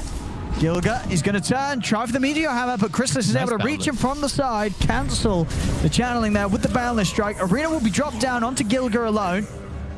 So we'll be Creepwave getting a kill, but it is just the support Naga Siren. Everybody else is able to make it out. They lost their tower. They got to make sure to grab their outpost. Okay, they ping it right away. They are aware of it to be able to clean that one up. And now they do have Amar with a Blink Dagger. So easier ways for him to get on top of targets and easier ways for him to play. Maybe do some fun stuff with that versus that Song of the Siren. Since it's only level 1, the AoE isn't the biggest. Those Smashers postured in the area around here. They want to deny this outpost pretty badly. Without the sleep, it's quite scary. Still got the threat of the Black Hole, but as long as Creepwave have a few of them around it. But Creepwave have completely left this area, so there is still just under a minute. There's definitely a high chance that Hellbear Smashers will get back in and get that post back. Especially if they see any information here. The illusion is going to start scouting. It sees Mars, it sees Lich, it sees everything. So they see 3 heroes at least bottom. And now we'll probably see Ace step forward and start taking that outpost soon. See mid. Nice Boundless into the arrow. And also Wukong's command being committed by Chrysalis. Okay. Maybe a little overkill there, but they do get the kill. But 100 seconds though, Wukong. All these things matter. They're even just going to run into the Roche Pit without Wukongs. Fresh BKB on Ace. Feeling confident around this area, and they're going to kill it quick. This doesn't look like Creepwave expects it at all. They didn't take the outpost back, though. Well, missed opportunity there. As they... I mean, maybe Storm will be quick to take it out. They might have the time to get out after this Roche and pick it up. This is way more valuable. Sure, but they could have done both. Yeah, is Ace going to go? No, they don't care. I mean, I guess 20-minute outpost is not too XP. When you have Aegis Storm. But well, they're not even going to have their own. Now you kind of wanted the other. You know what I mean? Now you got none of them. Definite missed opportunity there. Nice by Creepwave. Yeah, good moves from them to get that tier 2 in time. Stormstormer with the DD now in his bottle.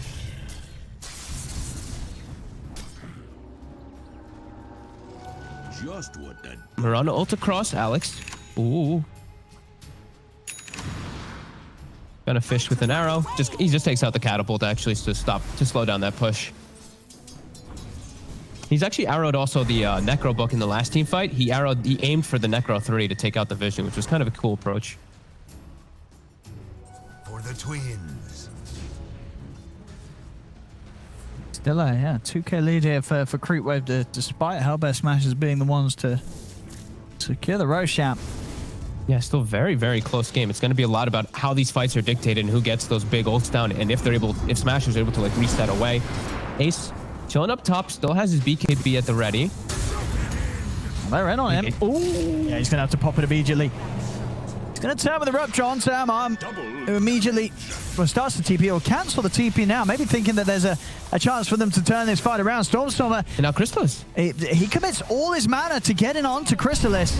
He's not got quite enough to continue chasing him as Chrysalis, he's out into the trees. Song will be used. Into the hammer. Have they got the combo to take these two down? Ace moves over the takedown Fishman. Malrine popping the BKB. Look at it was Tofu. Tofu hitting into him hard with the Death Ward as Tofu is going to get blown up by the Sanities, but Malrine will lose his life there for committing hard onto the Witch Doctor. Amar got greedy. They had the Boundless on the Bloodseeker. He blinks and rebukes and then throws the spear. If he just throws the spear, that's a chain stun, and they maybe have a chance to just kill him. Instead, that all gets reset the complete opposite way. His greed punishes him, for sure. Have to just use the spear there to get the chain stun. As now a big push is happening, and there still is a black hole threat. Even though there's no Naga Song threat, that is still gonna be a bit scary. They will hold the tower, but a comeback. We're seeing this replay again, just how close they came to losing Crystallis as well. That would have been a really bad turn of events if that was the case. So at least able to make sure that the Monkey King doesn't go down. As we still Maybe they wouldn't have had the damage anyway if he did just insta-spear, but just he let the Bloodseeker get the BKB off, so gotta be a little more careful in those situations. That was when they had their lead. That's when they had like the 2,500 gold lead, a good 4K experience advantage. Now it's back down to 0 pretty much. Dire's middle tower is under attack. Smashers ready to hit him with the smoke. They've got the black hole from Rasmus. He's going on to mid. Stormstormer immediately looking to commit. Malrine's going to try and buy some time with the Astral to protect their Liches. Fishman will get the ult off, but many Eidolons to share the bounces. As the Chain Frost not able to do much at all.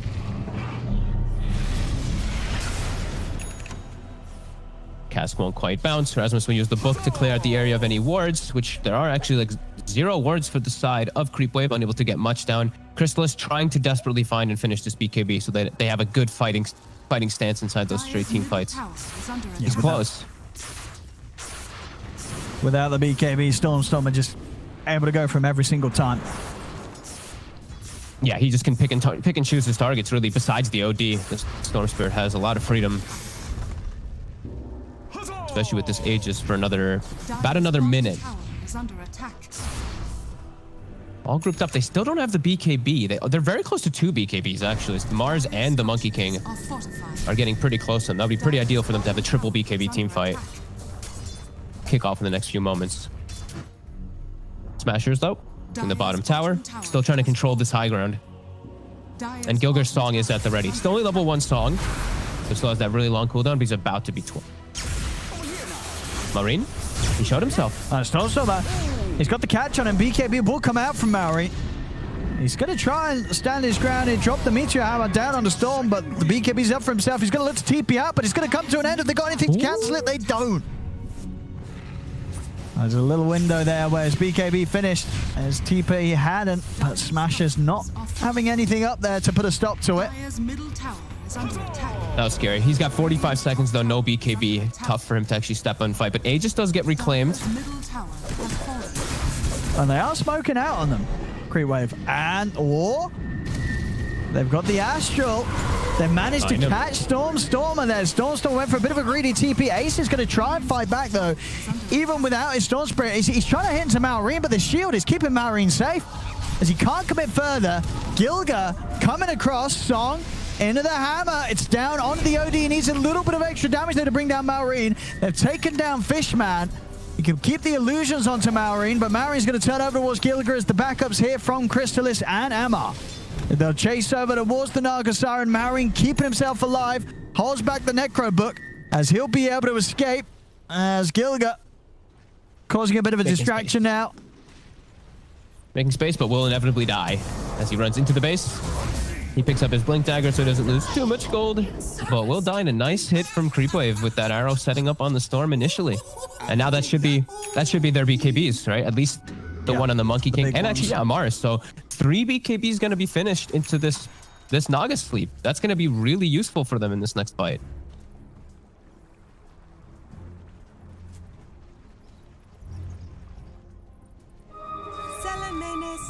Radiant are scanning. BKBs are going to make it pretty impossible for Hellbear Smashers to kill them whilst they're up. They don't have an easy amount of physical to go through now. Of course, with the Gleipnir build, it's all about well, not all, but a large part of it down to the magic output. The black hole will be like the most damage now. Like the midnight pulse and the black hole inside Yeah. those BKBs will be the most damage, as it's triple BKB on both cores. So the team fights are going to get a little weird for sure, as you're going to see people probably just walk away with these just being golden. And maybe we see some more poking and prodding from these teams just to force the BKBs, like an astral into an arrow, force the BKB, reset, then come back in to look for an opportunity. It's just going to be a lot of baiting. Because if a head-on engagement just straight kicks off, it's just, I think heroes are just going to walk away, or it's going to be Hellbear Smashers getting a good black hole, which could be disastrous. And they've nearly got the tools to do that.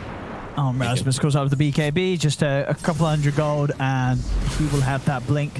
So the setup between him and Gilga's Nagasar, and it's certainly going to be there in these fights, as Creepwave are going to be have to be very careful with their positioning. Ward and Sentry on high ground. They see all of Creepwave right now.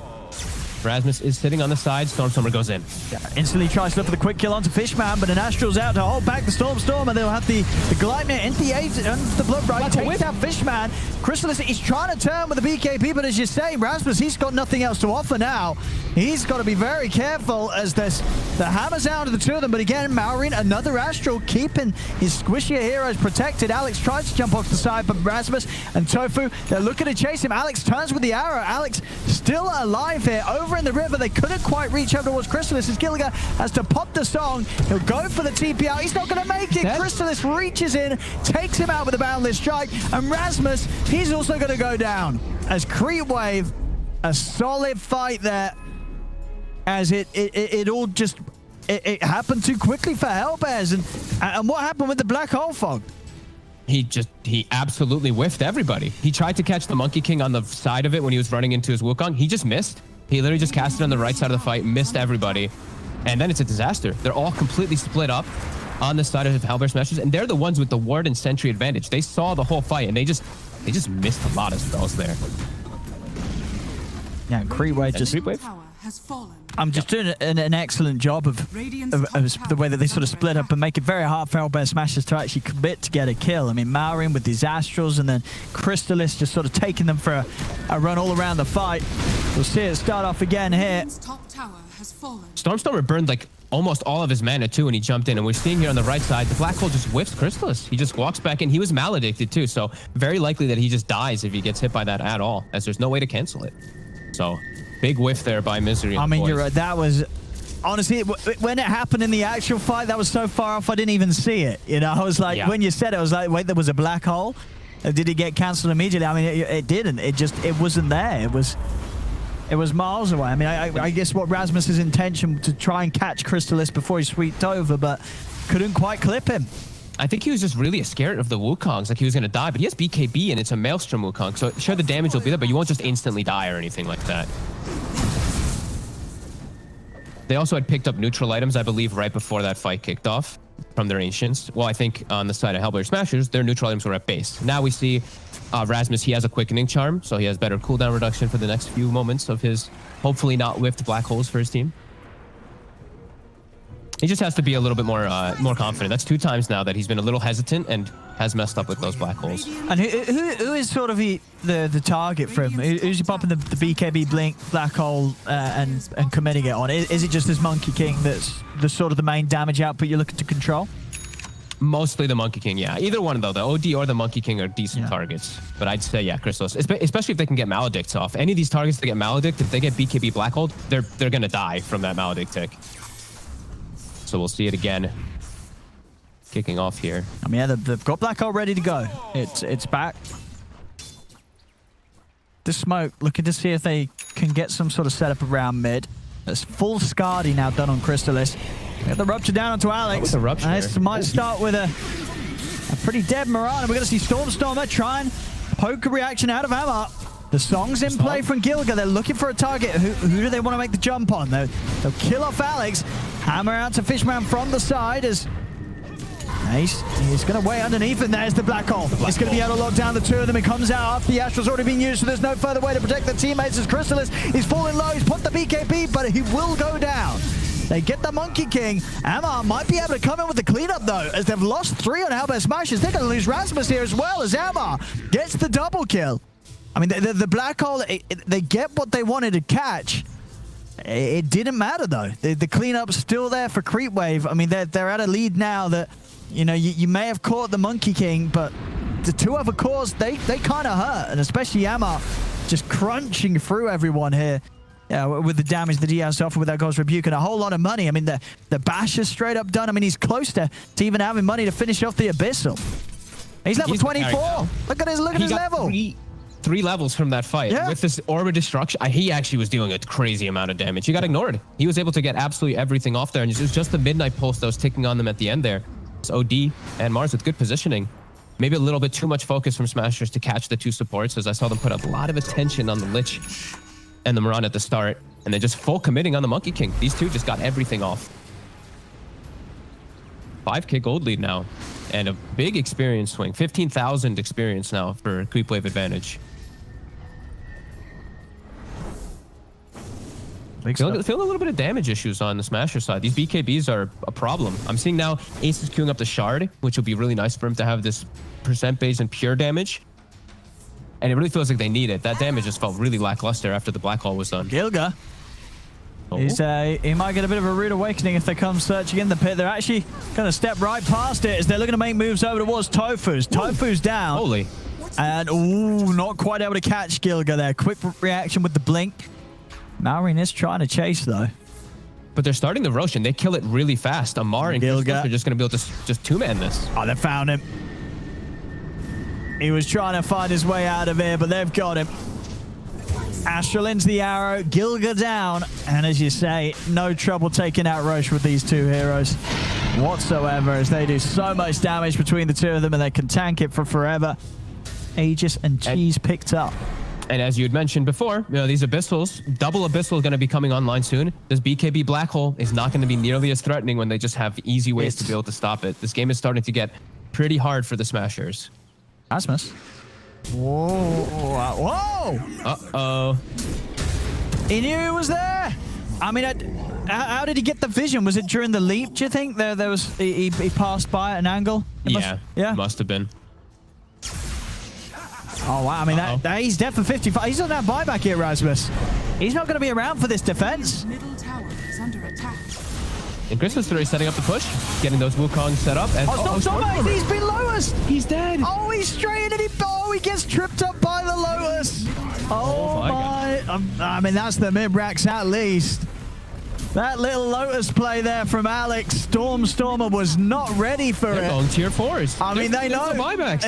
Stormer's not got a buyback, neither is Rasmus. Going to be up to the three of them. They do have a song, so may be able to buy time until Rasmus is back up. I said that though, Gilga, he's outside of the base. He's going to have to get over it. They're losing the tier 4s. The Ancient's exposed. This is through back door. They're going to have the song to delay it. But the monkeys keep spawning. I'll see what they've got here. Hammer, down on the two of them. They're going to have Black Hole up in a second. It's got to be a big Black Hole from Rasmus. He's struggled to find it as he's dead. He's actually just dead. As that probably will be that. As Rasmus out for a minute, Amar just breaks down Tofu. They're giving a little bit of respect to Ace, as some of them are rather low. In the base, though. As Ace, he's running around. He's got no BKB, no Gleipnir ready to use. They're both on cooldown. He's going to turn with a Blood Bribe, but Chrysalis is just ending the game. As game 2, there we have it, goes to Creepwave. As, I mean, they really did just outplay Hellbear Smashers pretty heavily in the second part of that. As the Enigma pick, you know, from Smashers, it just didn't feel great this game. Rasmus had a rough one after getting pretty good farm at the start.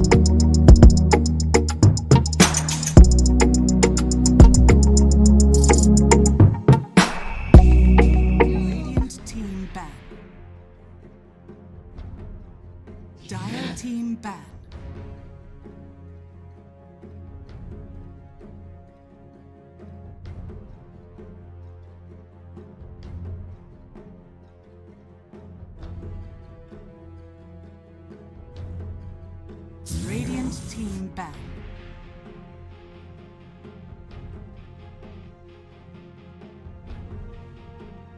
Dire team pick.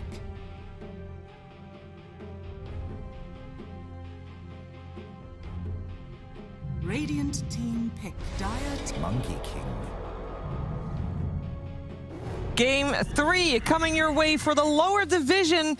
This is a 1-1 score between two teams that are undefeated, Hellbear Smashers and Creepwave. We're going to see the third and deciding game. We're joined by Brian here on the big screen. I'm still here with Kyle and Moxie, and we are ready to head into the draft where we will or will not be able to see Monkey King. Yes, we will be able to see. Oh, and this time on the side of the Hellbear Smashers, who went for the Monkey King Invoker opening. Very curious. Brian, I'm going to let you go first with your thoughts of what you see on the screen at the moment. Well, Hellbear Smashers decided, hey, we just lost to them first rounding 2 cores. Why don't we just do it ourselves, assuming the Monkey King will be a core? Maybe they're willing to flex it. The Void Spirit, usually you're not willing to pick it into Monkey King like this, just in case they rotate that Monkey King to mid. But since they've already picked the Invoker, I'm sure they feel very confident, Void Spirit being one of the most potent mid laners in the patch right now. Yeah. Could be an Invoker 4 position. I don't know if Gilger plays it, but it's something MSS would do over in NA. Yeah, so far we've only seen Stormstormer play it mid in one of their games against Burjui, but you kind of have to imagine that they would only pick up these two if there was a flexibility possibility. Well, I know Rasmus will play Monkey King if needed, so that's still definitely open for them. I mean, we haven't seen it yet, but you could also flex the voids more and more of that creeping up. Again, I haven't seen Creepwave do this quite yet, but Burrow pick it up 5. We've been seeing, or Matthew already picked it up America. Some options and offlane voids. Get a little wacky. I am hard pressed to see Fishman play the Void Spirit. I can only see him play Lich or Crystal Maiden or Winter Wyvern. True, but there is that flexibility whether you want to move it around into your off lane. You can have it mid. You could run it as a 4 too. You never know. This is the time to pull out, a little bit of the surprise picks, right? We talked about that earlier. Yeah. I am also happy to see on the side of Hellbear Smashers, they're giving due respect to Amar's Mars, also his axe and his timber saw being top 3 removed. Bands. Yeah, the first 3 bans from them all targeted at that offlaner from Creepwave, because so far he is the one that's been setting the tempo. They have they in any of their games ever really crushed their lanes? Or have they always thrived on those mid-game fights? I feel like in a couple of their matches against the easier opponents, they 10 seconds remaining. It's, I think, part of why Monkey King is seeing such a high priority. Although, 5 seconds remaining. yeah, I don't know. Crystals was really impressive in the previous game because I thought Enigma was just going to run things over, and he just recovered. Axing Primal Spring certainly was the move, and I do believe Fishman also spent a lot of time stacking camps in the upper Dire Triangle. This is weird. This is a really weird set of openers. I think Oracle for Hellbear looks really solid at the moment. Any sort of Dispel right now would be ideal.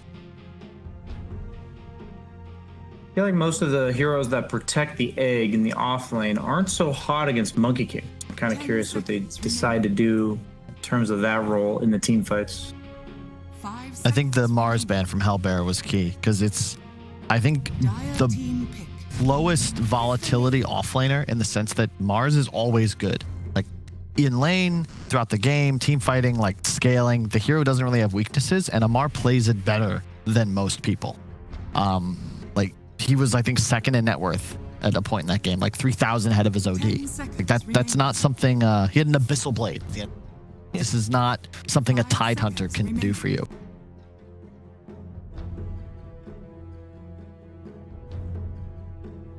Well, let's see. Hellbear Smashers have to start giving their draft a little bit more form with this pick, or just pick a generic support, I guess. Surprisingly, these two teams do not value Keeper of the Light very highly at all. Still in the pool, and I believe all games so far. Check to be sure. No, Creepwave banned it out first phase in the first game, but ever since, it's just been ignored. That's so weird to consider because, you know, the fact that we've had T on panel, right? And he talks all the time about how much he hates Keeper of the Light, how it's way too strong, how it should not be allowed.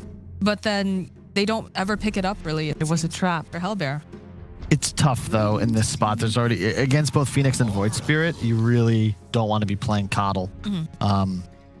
Oracle's to be expected in a way. It protects your Monkey King. It'll almost guarantee he gets Wukongs off.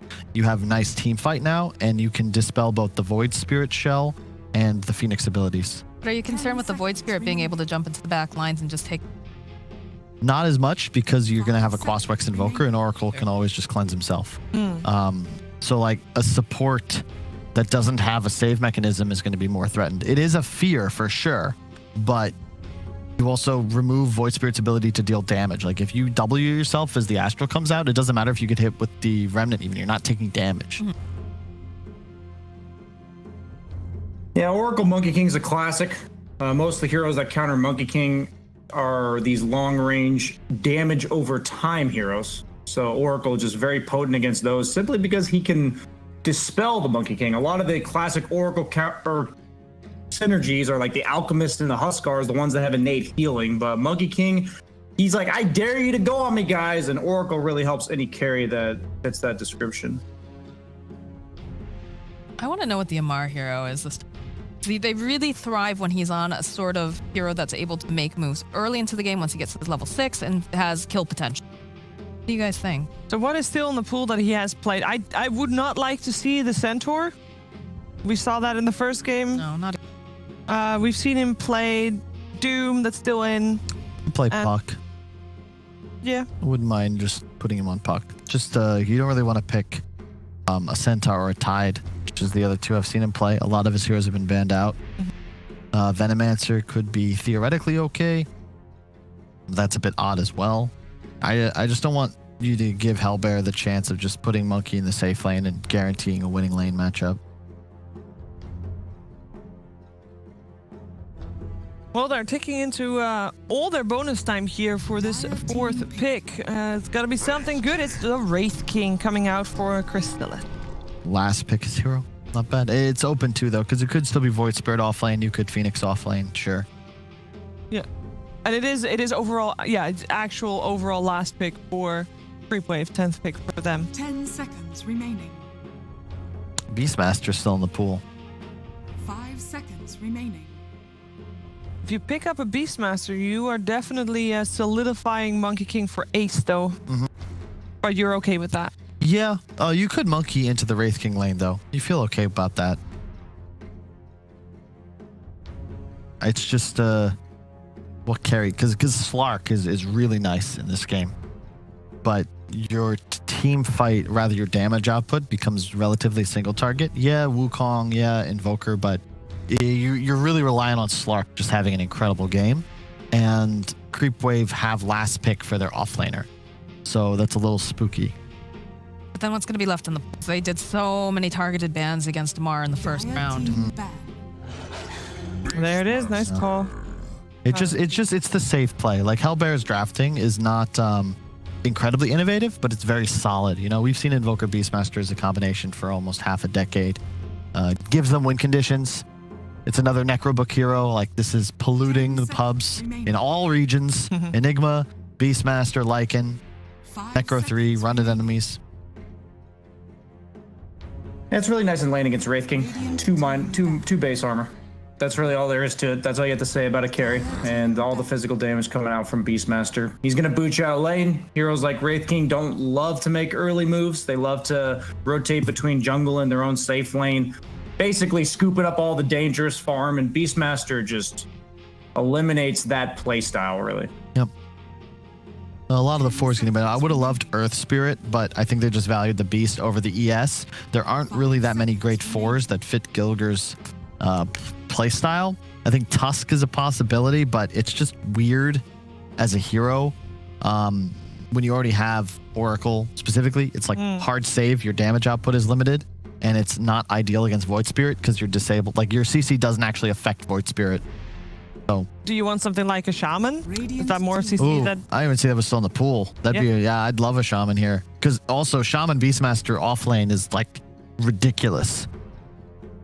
Wraith King 2 armor, getting hit for 73 plus the boars. Painful. Team picked. Yeah. They ban out the Rubik on the side of Creepwave. We did have the Centaur ban coming out as well on the side of Hellbear Smashers, but we didn't want to see that anyway. So we're looking for Gilgear Hero on the side of Hellbear Smashers and an Amar Hero for Creepwave, most likely. Barring any kind of 10 seconds. flexibility shenanigans, indeed. They could Enigma back at them, but that's awkward and not really Amar's play style. Like, the kid is incredibly talented. The one drawback of him at the moment is just that his hero pool is limited, but that's just because he's so much better at his style than others. We're gonna see a Gilgear Mirana. Do we like this? I see frowns. I hear silence. Not a lot of targeted stuns on the. Yeah, it's the vision, though. You have the utility of the ultimate. You follow up for the roar. It's a strong laner. And Kills the egg. Yeah, kills the egg. Yeah. Seconds remaining. I think that's a big part. Like, it's okay, Beastmaster Mirana. It's not ideal since you don't have set up for the arrow until level 6. But the fact is that if you can have a support dedicated to removing the egg from the fights, it makes all of the core's jobs easier. It means they don't necessarily have to focus the Phoenix. They don't have the best way to prevent a Mirana, honestly, from just hitting the egg. Underlord, it seems nice. It's nice area crowd control. It's a guy to take over the Wraith King's lane. I honestly like Creepwave's draft again. Yeah. Game 2, I thought they had the tools necessary to win. I wasn't sure if they'd be able to pull it off, but they've proven they can execute. So I'll make a ballsy call, maybe. Depends on how we all look at it, but I'll go with them for this game. I'll go for Creepwave. All right, thank you very much, Brian.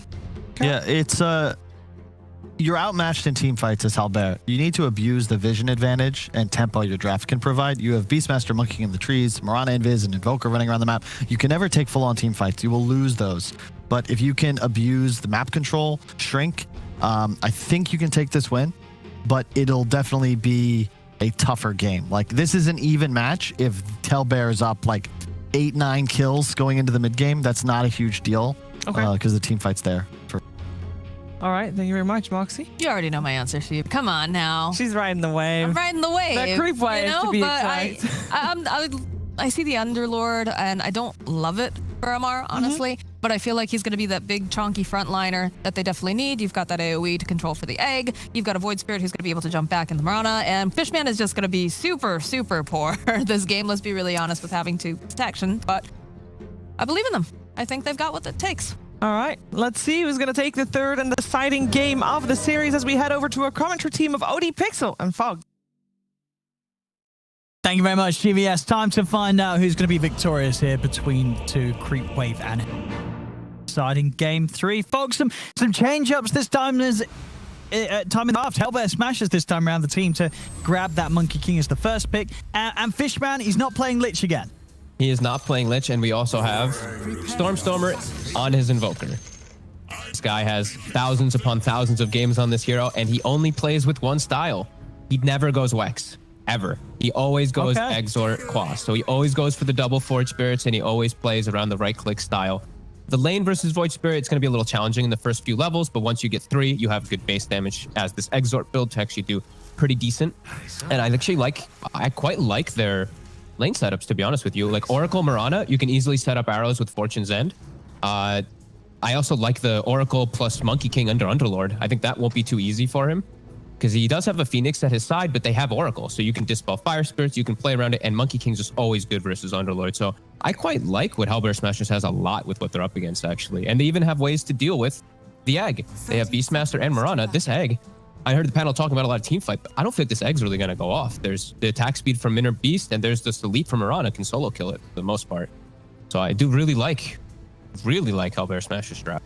All right. Well, we'll see if it plays out as well as you feel it will. I mean, you like in the sense this could be a draft that could potentially run over Creepwave at the same speed as game 1. Like, is it a draft that we could quite quickly start to see its strengths really show itself early on in this game? Yes, I think if the lane matchups were exactly as we said, if it was the Beastmaster plus Mirana versus Wraith King CM and then Oracle and Monkey King versus Underlord, this game could end incredibly fast. I think they will just snowball out of control. So already, I like that they're making sure that they get the lanes that they need on the side of Creepwave, putting this Wraith King up top. but we know that they're going to match it. So they see this all happen. We see Gilger's movements, and with his deep ward that he placed, he's scouting all this out so they get that matchup that they want to be able to put that pressure on. And now it's good for Creepwave because now it's an Underlord in the safe lane versus Monkey King rather than in the opposite lane. So he'll have a good way to get farm down here. And then what, in this mid lane, you expect Stormer to cause some issues for Maureen? No, Maureen will be able to farm just fine. You can get good farm on the Invoker. If you're Quas Wex, you can kind of get, you're just going to get outlast hit some of the times until you hit like level 4 or so and you just play the sustain game. With the Forge Spirit, you'll stay even very nicely. And as you said, you know, he loves to do the Exort build, still Storm up. What is sort of his item build after the Midas? Does he get like an early Axe, or what do you go for after Midas on Exort Invoker now? Some action happening top really quick. He'll be okay. He does it. It's the same build every game. It's always the same thing that we've seen. It's always the Midas, Yule's Blink, etc. bots. Yeah, okay. Yeah.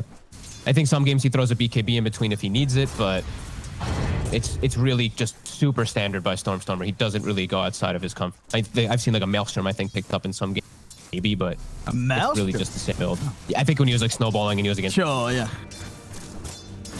Top lane Fishman. Ooh, arrow's not going to connect.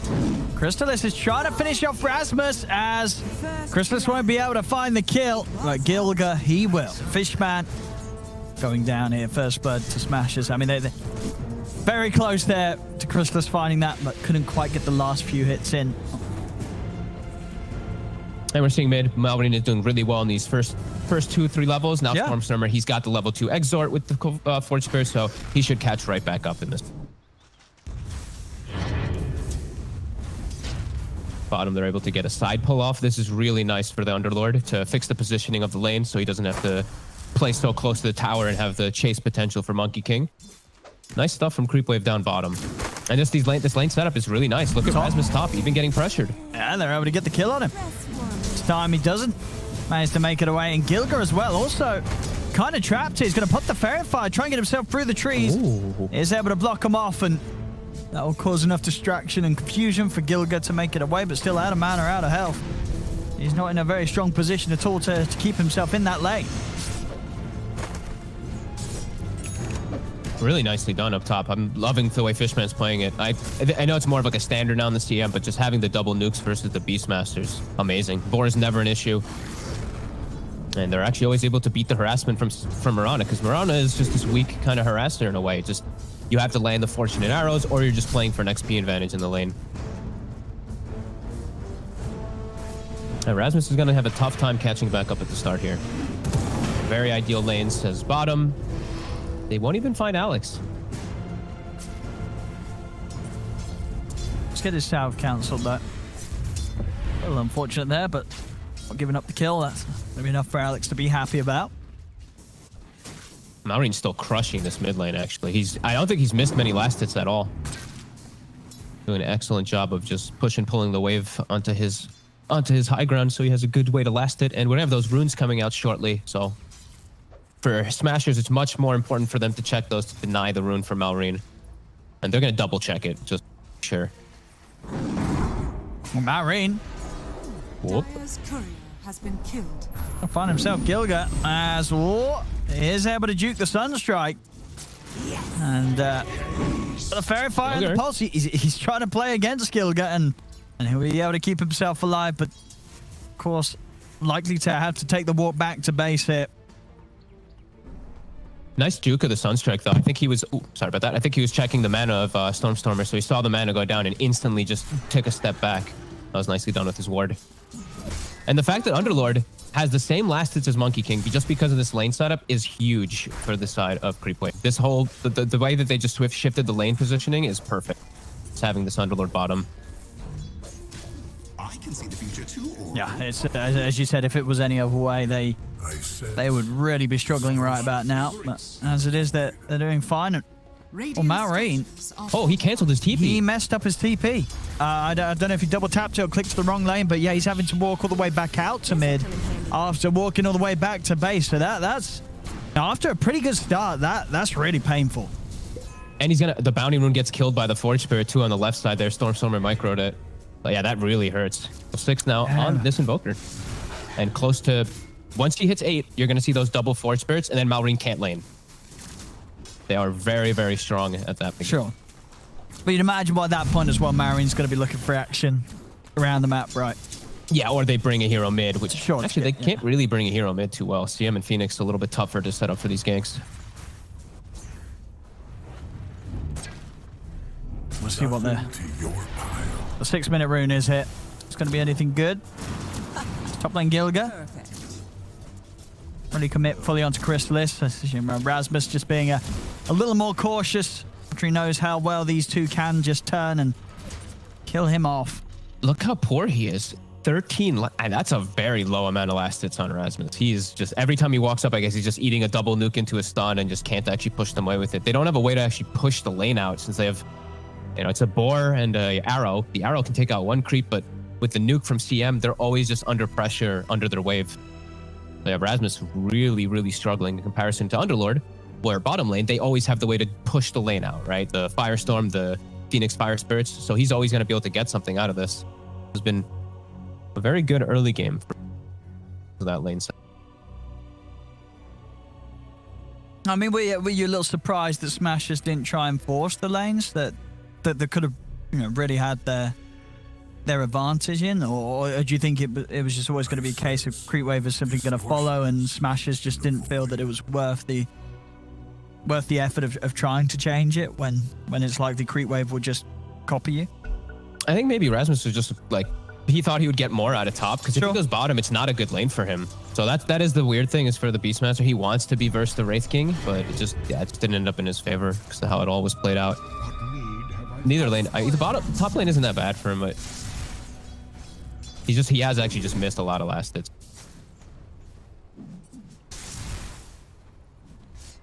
Rune was checked. Storm Summoner was able to get himself an Arcane Rune, so another rune for Malrine denied away with his empty bottle. Still doing a good job of getting all these last hits. Yeah, for sure. I mean, to still have the lead despite having to walk back and forth from base to your tower. Yeah, just it goes to show how well Malrine was doing. And now he's making the move. Rasmus is very, very easily killable. He certainly is. I mean, it's a level 6 Void Spirit with a fair bit of burst. Another jump forward with the step, and Rasmus is gone. You know, I think Creepwave will get the kill on the side, though, and get an earn charge out of it. But yeah, losing the Beastmaster again. And a hero who wants to snowball with his early book won't have this timing versus the Wraith King. And I think, you know, there's definitely going to be calls to be made that, you know, they know Rasmus is having a rough time. If they could just keep killing him off this early, it's, as you say, you know, he's already on a hero that's hard to come back into the action, but with the slow start that he's had, it's going to feel pretty impossible. He's got a lot of heals going. He's got a Fairy Fire as well. He actually be okay here. It's going to be close. Oh, nice bound. Oh, nice. Stop the Firestorm coming down. That would have killed him for sure. Level 3 Firestorm. Normally, carry players don't have the map awareness to save their support players, but he nicely does. Gilger on the chase behind Fishman and Crystallis. Crystallis is a 6 now, so they can't slow him down, but with an arrow and a Sunstrike, they still can get kills.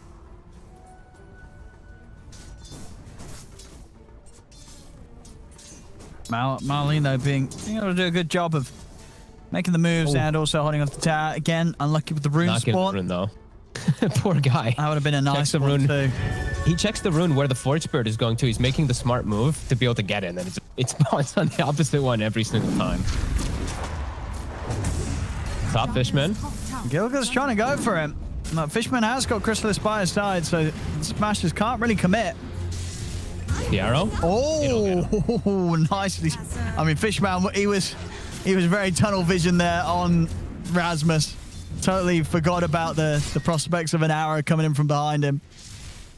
Poor CM too. I think she's trying to like sidestep the Sunstrikes and everything too. So just like arrows, Sunstrikes, all these things she has to watch out for. As Malrine, another move top. Just keep pressuring Rasmus as well as Gilger. That's Gilger's last leap. And Malorine's grabbed him with the Remnant. Gilger, he's looking. Oh, the Jukes. No, he's got him. Surely. Whoa, that was close, though. That was the broom handle. I mean, it really was. Malorine would have missed out. He would have missed out on that kill otherwise, for sure. That was cute.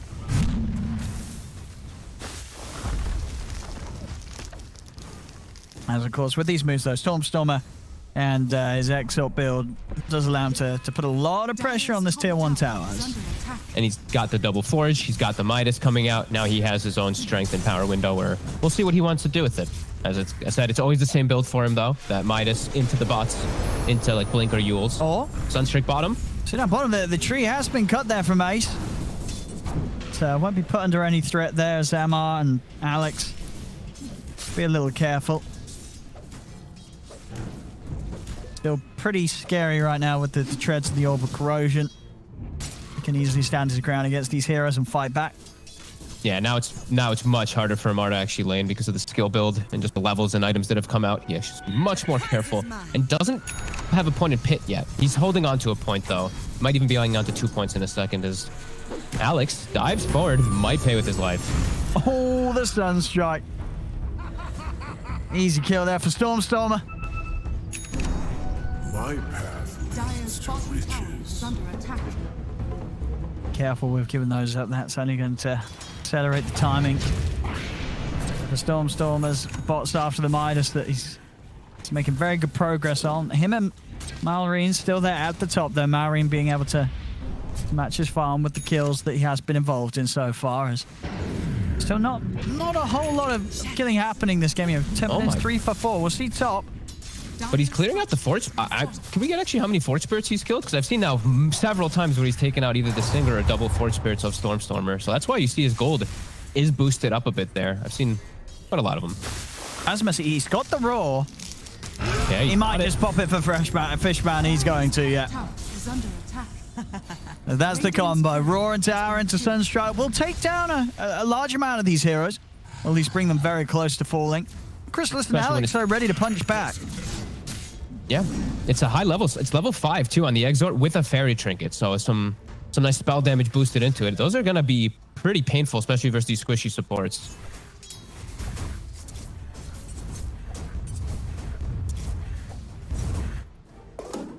Marine will have his bottle refilled. It looks like, yeah, Fishman wanting to keep him on the map as much as possible. And they really want to try to take this top tower. They've got the skeletons, a couple of them up. Alex is zoning away Gilger, while bottom we also see Ace pushing on the opposite front. And Amar, he'll just rift to push out the wave with a nice fire.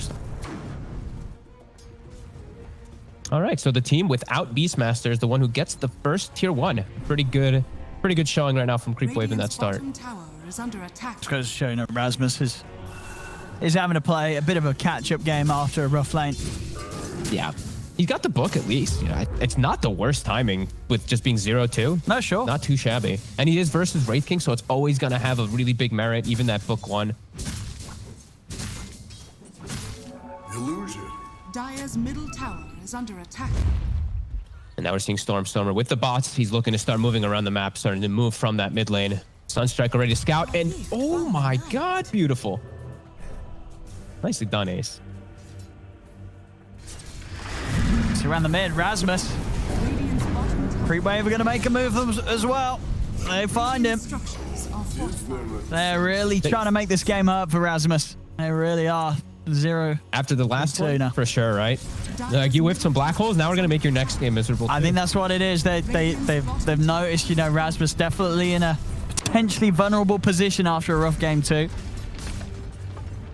Mid tower getting pushed as well. Nice rotation coming out from Amar, so they will be able to do a good tower trade. 2 towers taken as the 1 gets taken from the side. Oh, here we go. We're gonna catch that Sunstrike on the camera here. We didn't get it earlier. Oh, you didn't see it? Yeah, that was a beautiful one. We did have it beautifully there on the replay. Thank you for that. Excellent. And now you see why I was a little excited, because the Boundless was pretty dope. And Ace has, he's got the Maelstrom done now. So his farm's going to really begin to accelerate. How are we seeing on Crystallis's first item? Yeah, Armlet 900 into the blink. They're very much going for this active build. Rasmus on the hunt for Amar. They've got the roar. He gets rooted for a second, but he's still looking pretty troublesome. He's got Rift in a few seconds. If he can live long enough, and there's no chance. Damage coming out from this Stormstormer Invoker just treads through the Underlord. And Ace is with the Maelstrom. He's ready to fight too. He can show up. His Wukong's very threatening with this Maelstrom in comparison to when you have an Aghs. So they do have really good fight around Ace now too. So very close game here. Less than 1k gold lead. Yeah, it feels like He's still in a good position. Yeah. And even though it is sort of just the two cores of Smashers that are very farmed, Rasmus still needing a bit of catch-up, it feels that their heroes can do just so much, especially having the backup of the Oracle, Either of these heroes are going to be able to get in there. Stormstormer has been found. Out on his own. There's a Moonlight Shadow, though. He's trying to get out, but they're prepared with the dust.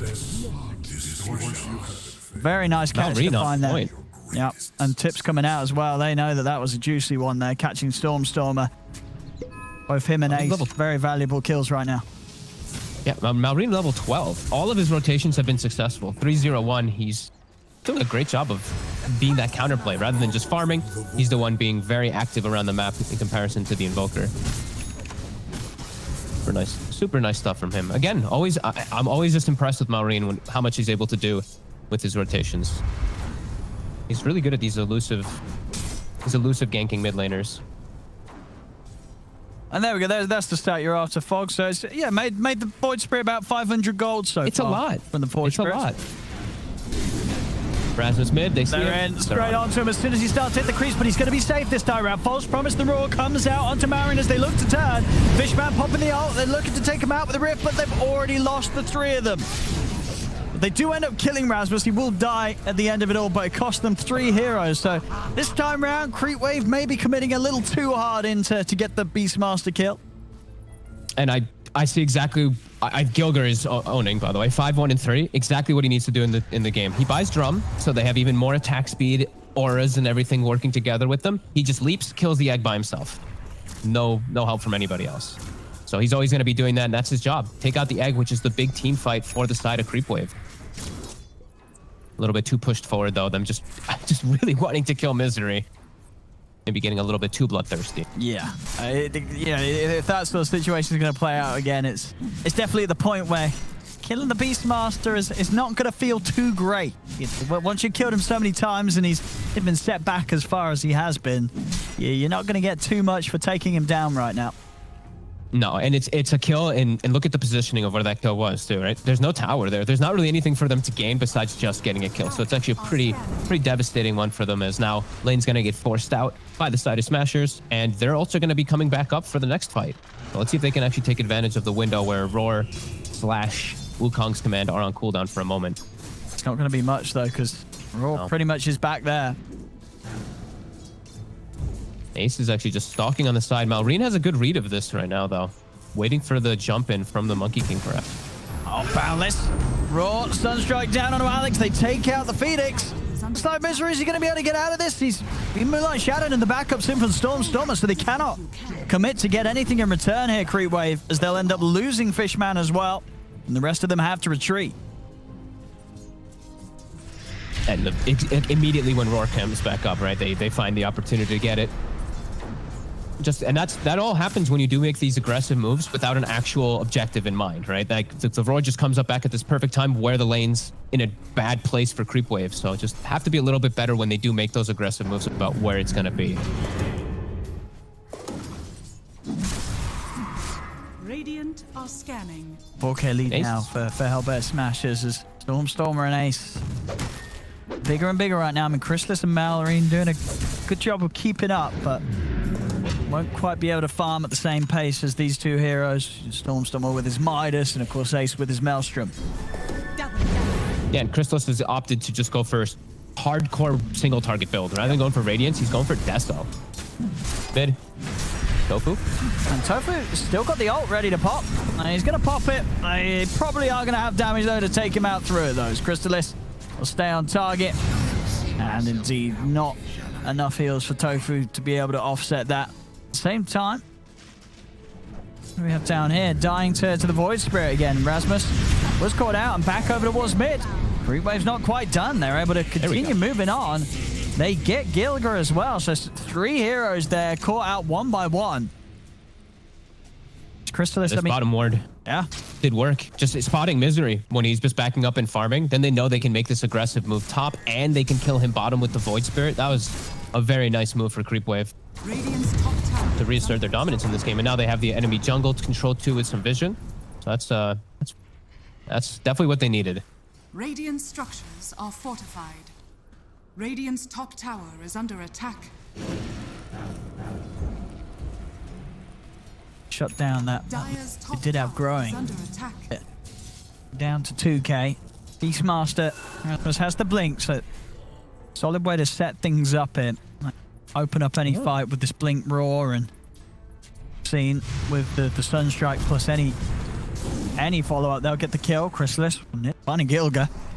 I think that's the reason why he went for it, right? Because I don't really ever see non-book 3s first on the Beastmaster, but because he has the damage from elsewhere, I guess he feels like it'll be just he goes for this, and he has been shut down. He probably just knows that. So next things I'm a little worried for Creepwave is just getting levels on their supports. I want Alex to start focusing more on himself, get this nice level 12, so his egg can actually be slightly more protected. Because Gilga is just really out-leveling him so much, and he has Tread's Drum. He's gonna kill this egg every time. Oh, for sure, yeah. It's to the point where Alex, I can't really. Yeah. He's going to build toward the halberd. I think this is actually the right approach, because then if he just halberds the Mirana and then pops the egg, it'll most likely go off in most of these situations. Ace at the ready to fight, though. Ace does have his BKB ready, and they almost have Stormstormers as well, too. So I do think Hellbear Smashers are probably looking for the fight right now, looking for a catch. Nice. Trying to get some died here. The Sunstrike's off the mark, and yeah, Smashers will do their best to get away from this one. Just force at least Creepwave to fully react. Creepwave all come back towards this tower in anticipation of a fight, but Smashers poking out a reaction. Creepwave will make sure that fight still happens, though, as they're out with the smoke. They have the ward down. See if they can find the jump here. Chrysalis, he's able to get to the side, avoid Ace, but still the ice wall is down. Chrysalis, he's being controlled by this cold snap. Ace is going to get the ultimate out. Chrysalis caught in the midst of the Wukong's command. They're going to go supernova off towards the side, so they cannot quite get over towards the egg. There's Maureen, the only one that falls so far. Looks like Fishman will also get taken out. Only Chrysalis, Alex, and Amar left, and they've already got the catch on a Chrysalis. He's got to be careful. With that reincarnation already being used, arrow out onto Amar, jump forward, Chrysalis, he's got a lot of damage, he's trying to take down Rasmus, but he can't quite get the finishing hit in, as they'll lose 2 more. As both Amar and Chrysalis will fall, and around this area where Hellbear Smashers can very easily sweep into the pit. They had ward vision in the back of the fight, so they felt very confident going in. Poor Maureen Astral steps into an arrow, into a Fortune's End, into a Roar, into a Sunstrike, dies before getting a single spell off in the fight. Let's watch him again. Here goes really the Void Spirit, but oh my goodness. Just look at him. That hurts. I mean, it's just everything thrown down on the Void Spirit. And the egg, it's in a nice defensive posture all the way on the left, but that means they can all just reset on the right and then just go back in for the fight, and from there it's impossible. Poor Maureen just getting a bit unlucky, but also a sick arrow from Gilger, kind of maybe reading the play or just getting that nice angle a little luckily. I mean, yeah, either way, I think the arrow was going to hit onto Maureen or was going to get Chrysalis, so it's going to be a great shot either way.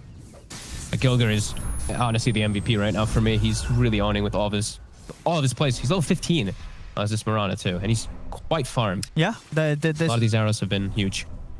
And this 5th pick really working out. You know, we've sort of game or so far. You know, sometimes the 5th pick not really utilized to great effect, but this game, you know, without doubt, as you say, this Mirana from Gilga is you couldn't have put anything else better in this position to finish the draft off. Bottom, Alex spotted by Stormstormer. He's got the dive. He's actually going to pop the egg. Alacrity. Stormstormer now getting stunned. Yeah, Chrysalis is in. They're going to have the counterplay. They get the kill. All right, there you go. 10 out of 10 bait there from Alex. As Chrysalis close enough to turn things around. As we saw, the BKB is not going to help whatsoever against these hits of the Wraith King with the Armlet Desolator. Chrysalis, he's taking out this Invoking kind of 2 hits, 2 crits at least. Yeah, the Imp Clock crit also coming into play there. A big one. Didn't get the BKB off pre-stun, so it does go down. Now they're looking to punch even more. Ace in a good spot. He's going to try and turn onto Maureen, but Maureen's still with measures available to get out of the Wukong's command. And see if they can do anything about this, as they are going to be rather low. Ace, he's not going to have the backup of Tofu either. Tofu dying. Ace, he's going to go for the TP out, and with the BKB, nothing to put a stop to it there. Ace will manage to escape. Nice hit by Creepwave. Just quick movements and just quick reads of the map, just collapsing on top of there right after the Invoker does knife bottom. No hesitation. Himself some more time to farm and catch back up after that disastrous fight that they had before. No egg now for 45 seconds, so let's see if Smashers do look to try to take advantage of that by any means. Do they have a smoke on anybody around here? They don't. Looks like they're just looking to finish an item up. Gilgar almost has BKB too, so he's really just going to focus this egg every time. Now, I mean, once he has that, the egg will die again also, even if he gets hit by any spells. And he'll have a cover versus Halberd. Knows his job.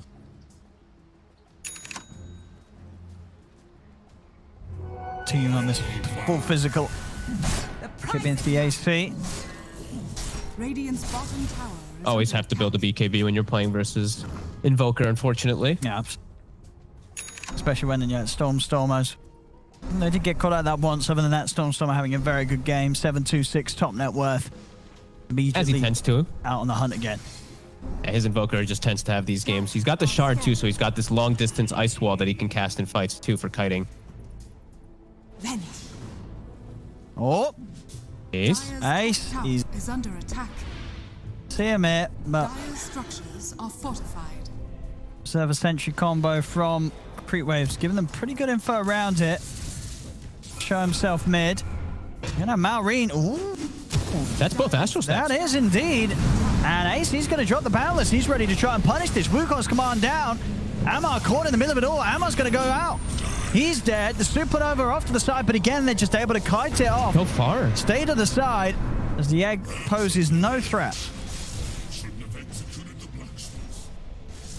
Alex just scared to put any more of an aggressive egg because of Gilgar. He puts in the most defensive place possible. They just reset away. Oracle ult was used, and now they're setting up on the side on Ace. But he still has Aegis. Look, Rasmus is already setting up for bottom as they're starting to TP in. Oh, he's in on him. He's going for it. Rasmus will get the roar off in time, but Rasmus is dead. Can they take down Crystallis the twice here? They'll be able to burn his mana into the balance. They pop the reincarnation. Can they go for a second time? They're Malrine moving over towards Tofu. They're slowing down Crystallis here with the Ice Wall, but he's able to get out of range of it. Remnant out to grab back Tofu. Tofu, can he protect himself? He cannot. The pulse finishes him off. Creepwave trying to chase for more now as Ace is low. 15 seconds left on the Aegis. Crystallis tries to get in, but Stormstormer turns with the BKB, and they're able to bring him down. Crystallis will fall. Alex still trying to chase the two of them, but Stormstormer's out with the Ghost Ward. And Ace is able to make it away in the trees. As the Aegis does get reclaimed. So they're able to actually disengage pretty decently, only losing Rasmus again, which I feel like happens every single time. But they get the important heroes out. And Crystallis, he does go down there at the end. Really a big important kill. He's going to be 40 seconds where he doesn't have the time to go to farm on the map, where Ace, he just finished up his Aghanim Scepter, and he'll be able to get a lot of farm during this downtime with no Wraith King. And that's what we're saying really for Rasmus. It doesn't really matter now if he gets taken out. As long as he's got his Blink Roar off, he's kind of done the job that he set out to do whilst playing in this position with the sort of slowdown in farm that he's had. I mean, even saying that, though, you sort of look at the comparison between him and Ammar. Ammar's not that far ahead on the Underlord. He's also starting to slow down in farm this game. No, Ammar's game it's really hard. He's just what he's up against versus Monkey King and the Invoker. He can't move in the fights. 340 move speed. There's an ice wall that gets laid down. Like, this is just a really hard game for the Underlord to get this farm. So similar as for Rasmus, he is getting punished. All set up around top. Stormstormer split pushing bottoms, which means his cooldown on TP 20 seconds. Creepwave, when they actually find something while inching over, they can.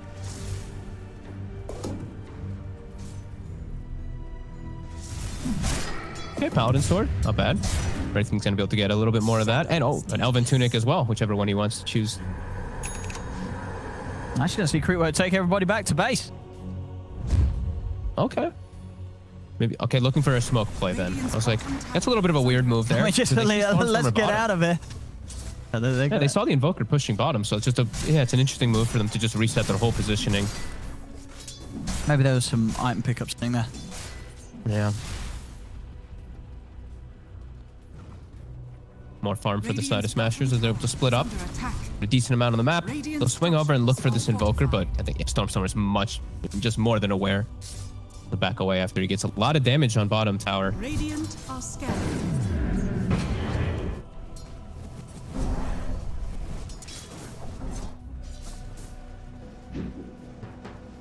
Good ward coverage on this left side of the map from Creepwave. Maybe if they can claim the high ground over here, they might be able to take a fight. But Smashers get the high ground first, it'll be hard. Yeah, Smashers, they do get it. Alex, he's looking to walk over. They still have this ward, so they're looking to play around it. And Chrysalis is going to start things off with the Dead Oracle. Sophie's going to be gone. Mallory seeing if you can grab anything else. Remnant nearly catching Ace. Ace is out and away. That ward, just immediately when they see the Oracle, they know they can jump in. Tofu has to be more careful of his positioning there, especially when he has Aether Lens and Keen Optic. You can stay pretty far out of the fight, but gets caught. Now they're very aware that there is ward vision over there on the side of Smashers, and they'll continue their split up and split push to get these next few items finished. It's almost a hex on Stormstormer. So Malrine, he's been a nuisance for the majority of this game, but once that hex comes out, it's going to be much harder for him to be able to do all these things in fights. Huge amount of single target now. Anyone that gets Roared or Hex is dead for sure. I mean, do they have any sort of items or saves? They don't really, right? The best thing is a Dark Rift, and that takes time. So nothing to instantly protect anybody that gets committed on by the full potential of Hellbear's combo. Alex has done a good job of making sure and being selfish, making sure that he's got good levels. Almost level 18, so he almost has level 3 egg to deal with Gilger's annoyance. That's pretty decent for him, and he'll be able to finish it off right here. The level going to make their team fight a lot stronger. He also has they gave him the Vambrace. I saw he was holding the Fairy Trinket for a while, so now he has a little bit more spell amp. It's actually only 1% more spell than the Fairy Trinket.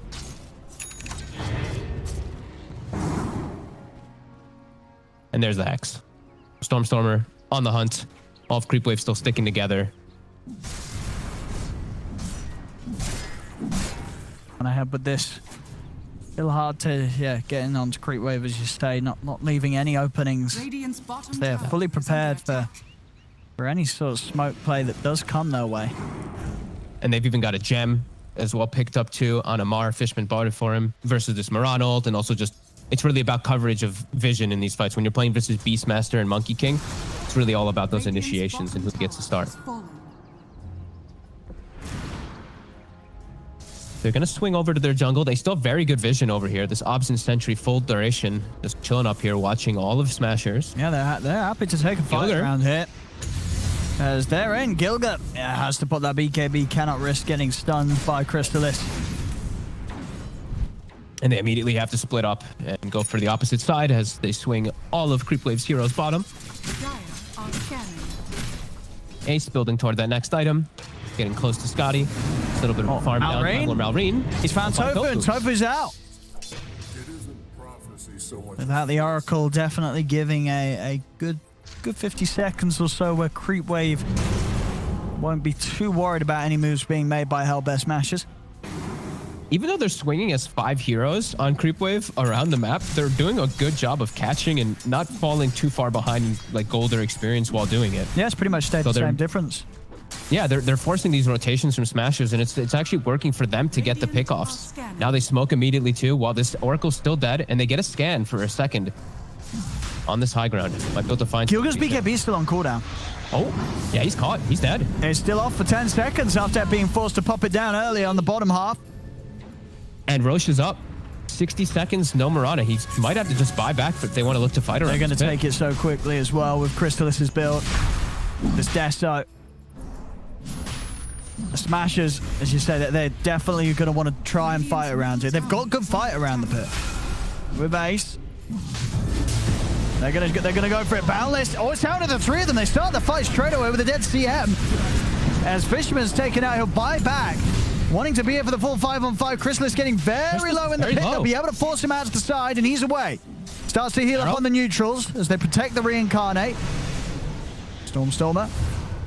They just set up onto Amar. They're ready to just drop the Roar. As Supernova will be popped very far away on the high ground. They're able to keep the edge on it as Ace stands his ground, gets the Wukongs out. They'll burn through the Reincarnate once. Chrysalis is able to get the blink off on the second life, but now Fishman's dead for a full minute. There's no Wukong's command, but likewise for Creepwave, they don't have the Supernova. They're going to have to go for some sort of crazy blink play from Chrysalis and Malorine leading into the pit if they want to try and steal this. As Smashers, they're still committing to finish off the Roshan. Remnant will grab Stormstormer out to the side.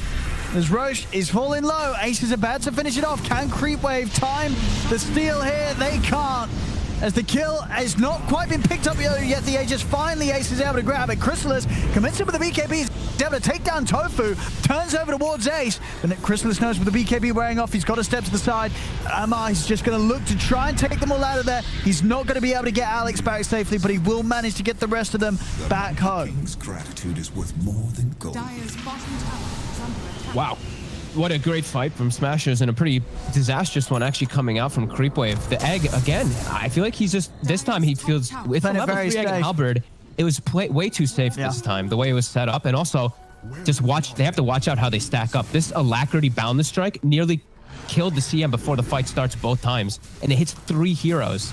So right away, these fights are looking difficult for them to actually just walk in and approach versus this Monkey King who's just doing way too much damage.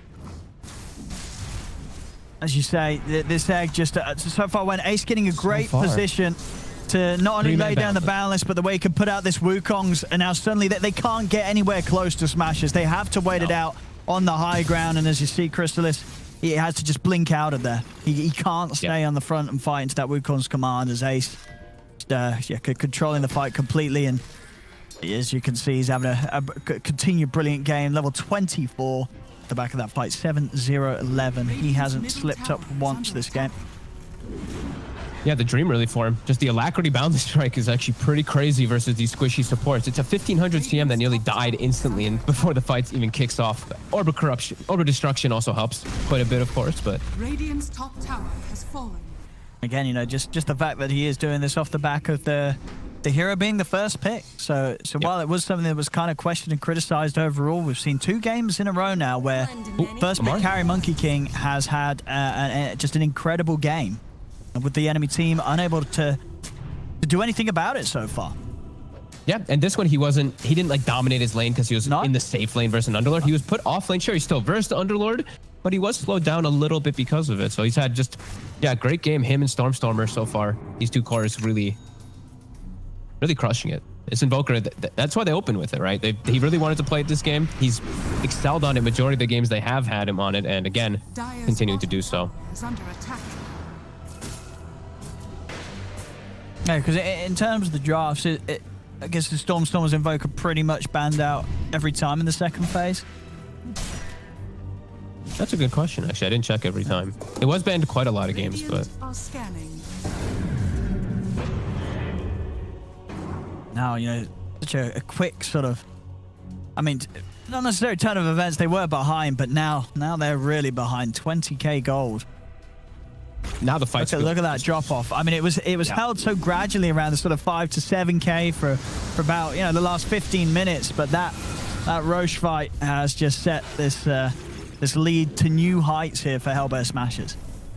Yeah, and like Malorine is very good at what I was mentioning before. He's getting the pickoffs and stuff inside like the side lanes, but in the middle of the fights, a couple of times now, he jumps in and he's just dead. There's just overwhelming amount of damage for him to deal with, and he doesn't have much protection for himself. After a couple astrals, he's just dead. Radiant's middle tower has There's Arrow. I mean, it's a hit, but not really anything they can do with this. And yeah, what's going on here with Malorine's build? Do you think was he hoping for sort of an Octarine, or he was? Okay, he was going for big dreams, but then realizing he has to have the speed. Yeah, he died, sure, bought back, lost his entire momentum that he was getting, and then realizes there's too much in the fights. Like, sure, you can like use off a couple things here, like Fortune's End, and you can play around stuff like that. But if you're cold snapped and just all these Wukongs are hitting you, it's too difficult for you in the fights. There's too much damage. And he's just fragile. That's the one thing. It's just a lot of damage that's coming out from Smasher's lineup. The Wukong or the Monkey King plus the Invoker, they dish out so much, and they're enabled so much from the Beastmaster aura.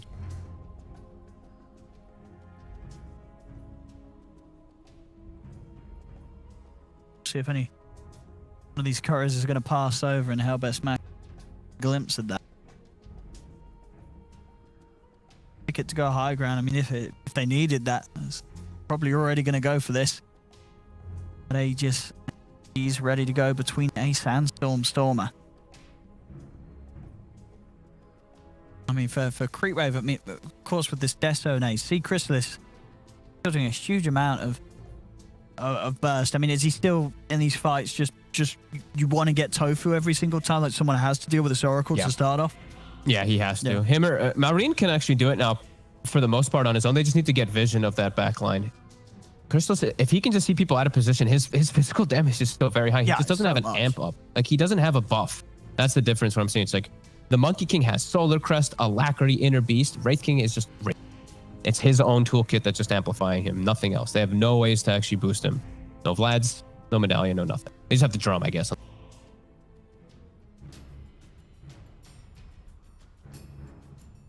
Did he say what happened, or did he just dropped out? I don't know. Normally we get a question from the admins on the reasoning on the moment. Stormer we're waiting for to back shortly. These fights are now so hard too, because Ace is tremendous. He's about to hit 25, so that extra ring. I don't know how these squishy heroes just approach anything. As he will be back. Game back on, ladies and gentlemen. Patience. Very patient. Good job. We have tier 4 items available? They have tier 4 items available, don't they? 38 minutes, Yeah, they do. They can go back up and pick them up. As Stormstormer still has Fairy Trinket. He's had a majority of the game. Very good item on the Invoker, of course. But I think they can probably go pick up those neutral items, get the 225s on the Invoker and Monkey King. It's probably the safest thing. As they also have a full Octarine coming out on the Courier for our Stormstormer. So let's see what they get. They're actually just gonna continue pressuring it without picking up those new neutral items. Which is fine. Ace. Chrysalis is trying to step in on him, but immediately losing out of mana. Pretty much his entire mana pool before the BKB comes off. So he's going to have to just use that BKB to run back to base. I was about to be like, that's when you queue up your Ag Shard instantly, and he does right before I actually said it. They have to just watch this Rex die now. How can they stop this? 40 seconds left on the Aegis. It's definitely going to be long enough for Ace to do the damage and take away this Rax. So they'll get it without any move here from Creepwave being made, as they know that there's just not really any for them to make that.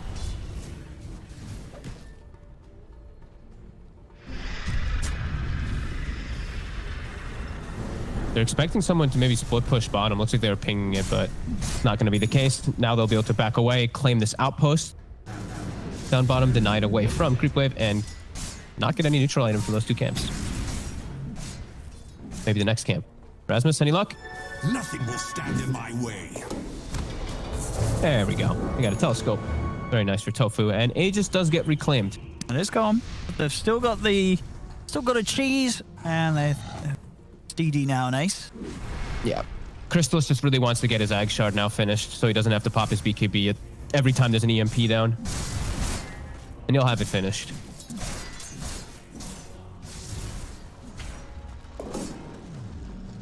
Ninja Gear.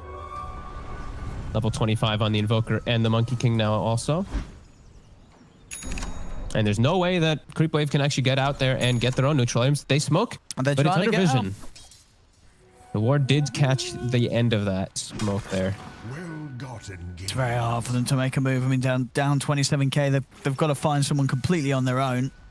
And Ace is in position to break that smoke. Look at this. He's just walking between the two cliffs. Or the two ramps, sorry. Yeah, they're not even going to try and come out. They know that their only real chance is going to be if Hellbear Smashers do try and jump the mark a bit too much, get behind the tier 3s. Shadows take us. Try and punish them there. Getting outside of the base is just so hard to do right now. Yeah, they're doing this smart. This is exactly how you should. And they have the Ninja Gear too on the Beastmaster, so there's just no way that Creepwave can get outside of their base whatsoever. All three side lanes being forced in. Yeah, bottom's actually pushing out, but the other two lanes being pushed in. As they will find the best neutral item to Trickster Cloak is picked up, and now Stormstormer can get rid of his Fairy Trap. I think that's my favorite one. What do you mean? Which one? No, Trickster Cloak. Just I mean, in terms of, yeah. Oh, they're going to pop the Wraith. Well, that was very close to being able to do so. The arrow will hit, but they can't commit. Trickster Cloak, what's the whatever sort of tier 4s I'd say rival it. I mean,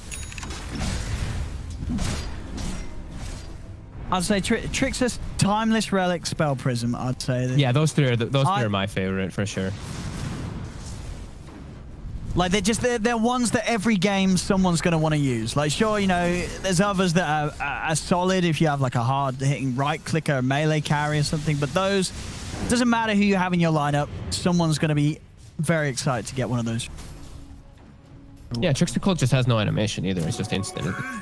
You're just like, what the hell happened? This hero is hitting. Oh, okay. And they're just going to keep playing this smart game here for Smashers. Just keep them trapped in their base. Roche going to be coming back soon. If they look to make any aggressive move, you'll punch back with more numbers. So you always just have this perfect positioning. And we'll find out in about 4 seconds how long for that rush. It's a short spawn, 20 seconds. It's good news for Hellbear. Yeah, they're going to go send easy rush. Courier, at least one courier to scout it out. Yeah. And if Creepwave might have to go for their last fight at the pit. I mean, how can they really let? Too? I know, it's about how can they fight So on hard. the defensive when they've got the Aegis and the cheese. They're just gonna, they're just gonna be standing inside the base watching their racks for. We're gonna try to catch something on the outside here first, at least an EMP. Chrysalis, get him out to the side with the force, and they will manage to keep him safe. But now, yeah, as soon as Roche is up, they're heading over to the pit. Creepwave, we'll see what they do. But you might be right, they might just realize that by the time they start to make moves towards the pit, Roshan's already going to go down, as this is going to be a very quick Roche here. The amount of farm that Smashers have. With this, they'll be reaching about 30,000 gold lead now. Oh boy. And a refresher shard on an invoker. The most fun ever. Double deafening blasts, double meteors, double the fun. Not double cataclysm, unfortunately. It doesn't have ags, but oh well.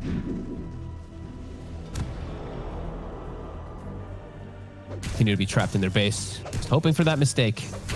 Wraith King now 25, so his damage kicks up a bit. There's another DD rune as well for Smashers to push in with if they want to pick that up. Of course. Aghanim's done on Gilga, so a bit of damage to come out in these team fights. Star Falls.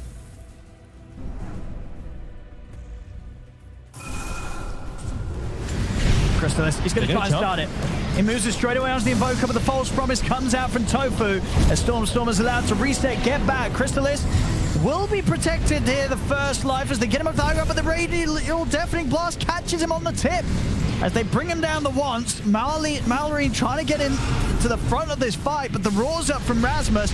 They'll force out Mallory to the side, but the Wukong is down, and he's able to live. Ace, he's not going to fall, so he keeps himself alive, thus keeping the Wukong's command going. As this huge area, just a nightmare of a place for them to try and fight in. Chrysalis will jump in onto Gilga, but the BKB's back up. Gilga getting him with the burst, and with the axes finish up from Rasmus. They take out Alex, as Alex will buy back immediately. Ace moving in over towards them, as Chrysalis also using his buyback, but now they've lost Malrine for good, as it's a dieback on the Void Spirit. Hellbear Smashers still with everybody alive, still with the Aegis on Ace. As Stormstormer, he's ready for another round. He leads in onto Ammar. As Ammar's down, he has got buyback. We'll see if he wants to try and go for one last fight, but he's going to have to do it without Malrine or Fishman. As Chrysalis and Alex being forced back to the base, Ammar will buy back it. We'll see if they've got anything left in the tank here for one final try here against Smashers. Smashers, they've taken the racks. They can continue to sweep over and take everything here from the base of Creepwave. There's not much left here for Creepwave to offer. Chrysalis the dive bomb from the bird from the Beastmaster. Rasmus tried it. Radiant structures are fortified. Radiant's Yeah, Rasmus, he's going to be quite happy now, especially with this sort of outcome. They were bullying him hard at the start. Oh yeah, But, immediate false promise. And Crystallis, he has to run out. As soon as he gets in there, he has to get back out of there. They're going to lose Crystallis the once. Wukong's command is back up and it's down again. As Crystallis stuck in the middle of it all, he'll fall. The egg as well will be popped. As GG's called, Hellbear Smashers take this game 3. And with that, the series is theirs here. 2-1 against Creepwave. Creepwave put up an excellent fight in game 2, but game 1 and game 3 just barreled out of control. And both times just unable to put a stop to the momentum that the Smashers had. Yeah, just clean team fights really from Smashers in the latter half of this game. Just these Monkey King ults, these boundless strikes, all the buffs on this Monkey King too, and Stormstormer just being this incredibly farmed